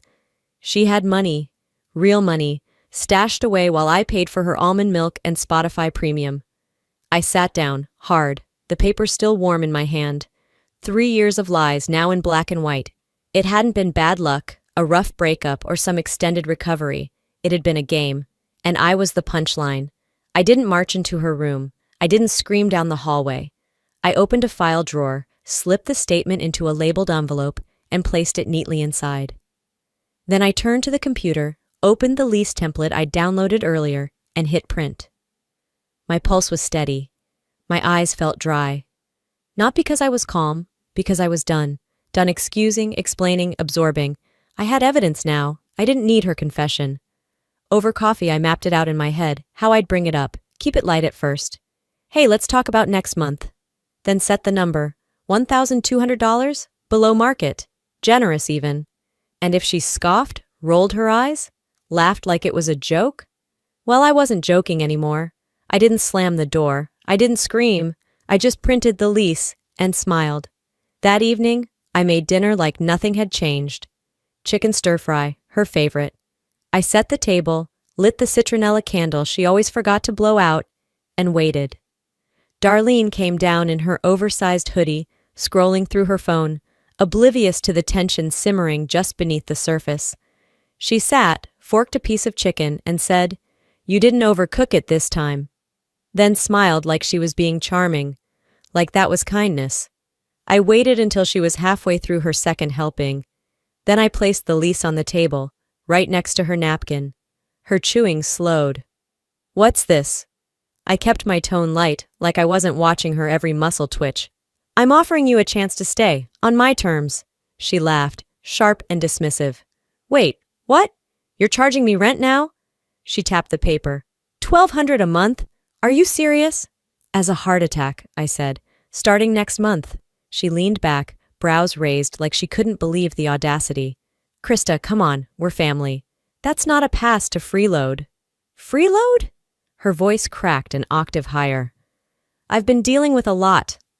"You've been hiding a lot," I said, nodding toward her untouched wine, "including a pretty healthy bank balance."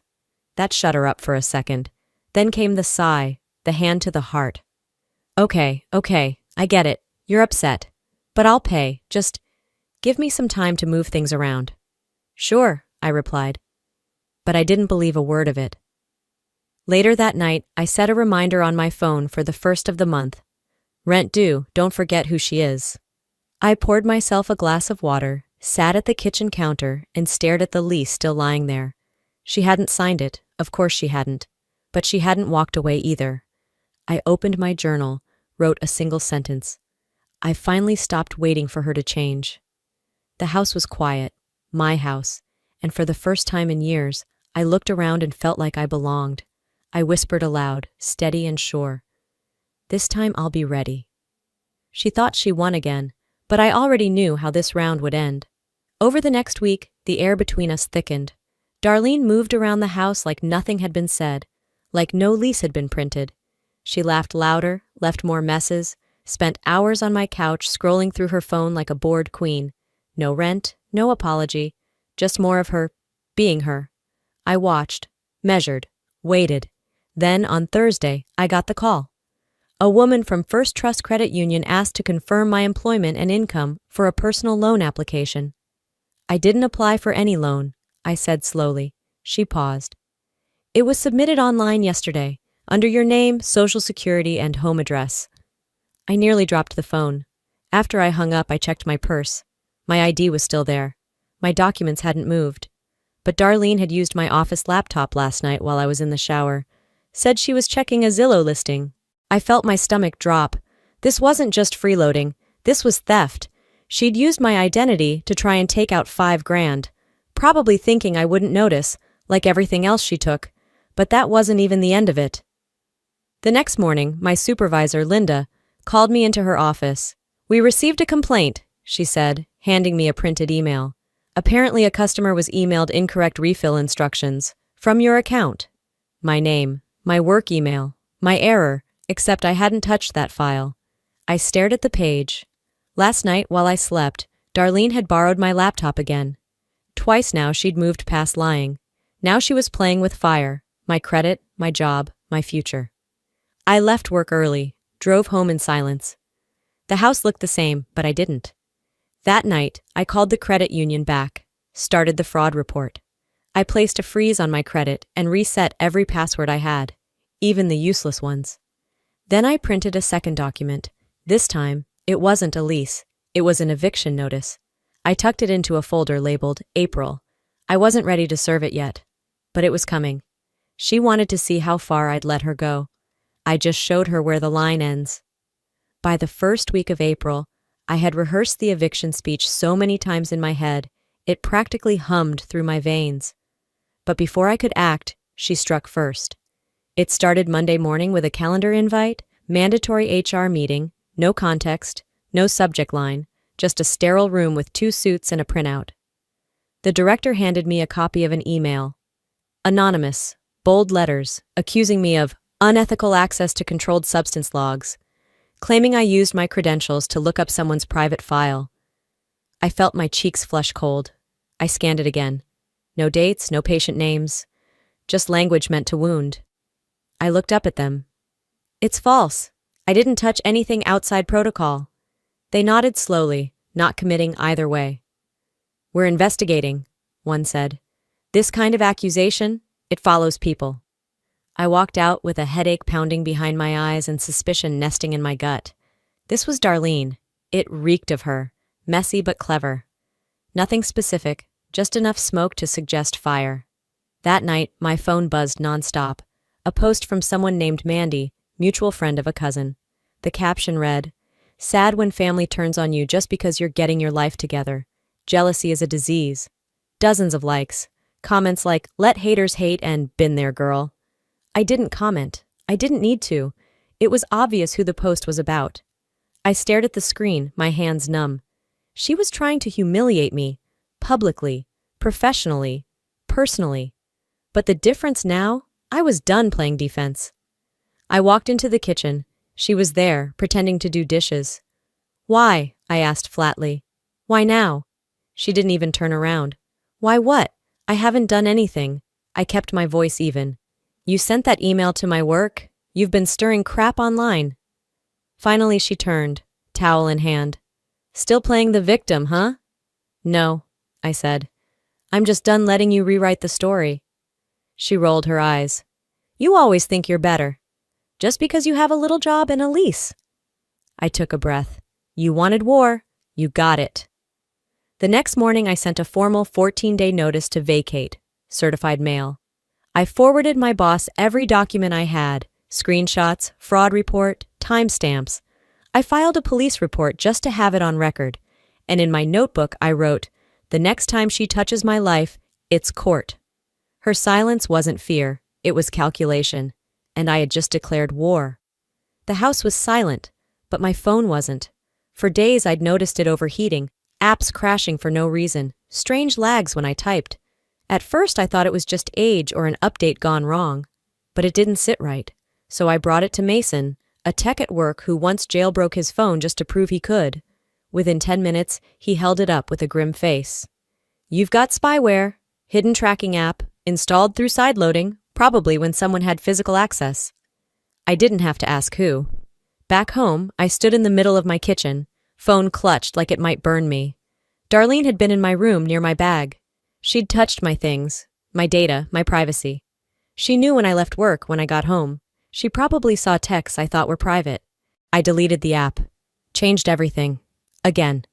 But deleting code didn't undo the invasion. Later that afternoon, I drove to Uncle Eli's place. I didn't call first. I just showed up. He opened the door, took one look at me, and nodded. "She did it to your mom, too," he said before I even spoke. We sat at his kitchen table. I didn't touch the coffee he poured. My hands were too tight. "She lived off her for years," he said quietly. "Gaslit her.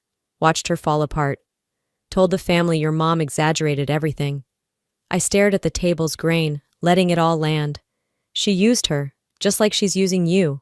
I felt something cold and sharp crack inside me, then melt away into something stronger. Back at home, I opened the file drawer again. This time, I printed everything. Harassment logs, screenshots, credit reports. I built a timeline, labeled folders, organized emails. If she tried one more thing, I'd walk into court with enough evidence to sink her. I taped the final document, eviction notice, to the back of my closet door. That night, I moved through my space like it was a bunker. I cooked dinner, answered emails, brushed my teeth. She hadn't broken me. She'd prepared me. She thought she had taken everything, until she saw what I had left. The driveway was empty when I pulled in. Her car was gone. The front door still hung open a crack, a box leaning half collapsed against the frame. Inside, the air felt lighter. Not joyful, not triumphant. Just breathable. No goodbye. No slammed door. Just gone. She'd taken most of her things, though not all. In the kitchen, I found a credit card bill she must have dropped on the counter. I picked it up, brows furrowed. The name was mine. The charges weren't. $1,347.52. Spent 2 days after the eviction notice went out. Makeup, Uber rides, some boutique spa in Midtown. She was already celebrating with my name. I called the credit card company, froze the card, flagged the charges. While I was on hold, another memory hit. 2 weeks back, I'd gotten a notification from my pharmacy. A refill had been picked up under my name. One I never requested. The dates lined up too well. The surveillance, the fraud, the lies. I faxed everything to my attorney and emailed the police report I'd filed. It wasn't just my story anymore. Later that week, I sat across from my father in his backyard. He poured lemonade like this was any other afternoon. Then, out of nowhere, he said, "You didn't have to go that far. She's still your sister." I stared at him. He meant it. Like blood somehow made theft softer, like DNA excused surveillance. I took a breath. That's exactly why I had to, because she isn't acting like one. He looked away, said nothing, and I didn't push it. A few days later, the house settled. Not just physically, but emotionally. I cooked with music on, lit a candle while I folded laundry. I didn't look over my shoulder. No one borrowed my things. No one erased emails or left dishes in the sink. Just stillness. Then, a text from Uncle Eli. "Proud of you, kid." I didn't cry, but I did smile.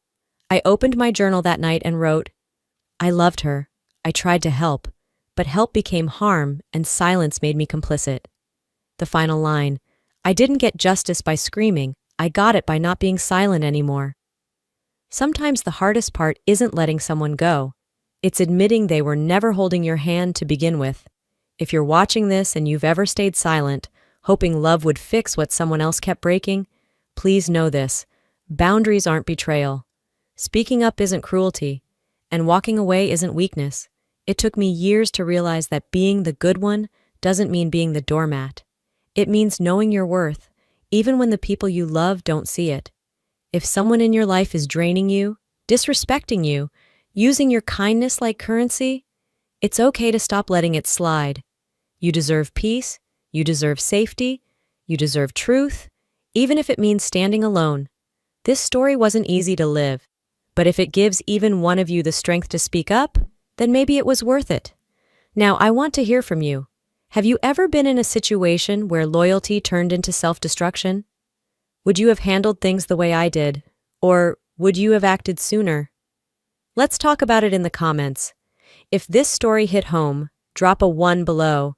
Tell me what state or country you're watching from. I'd love to know who's out there listening. And if this video made you think, feel, or breathe a little differently, subscribe to this channel for more real, raw, human stories. We've got more to tell. You don't want to miss what's coming next. Stay strong, stay smart. And most of all, stay you. I'll see you in the next one.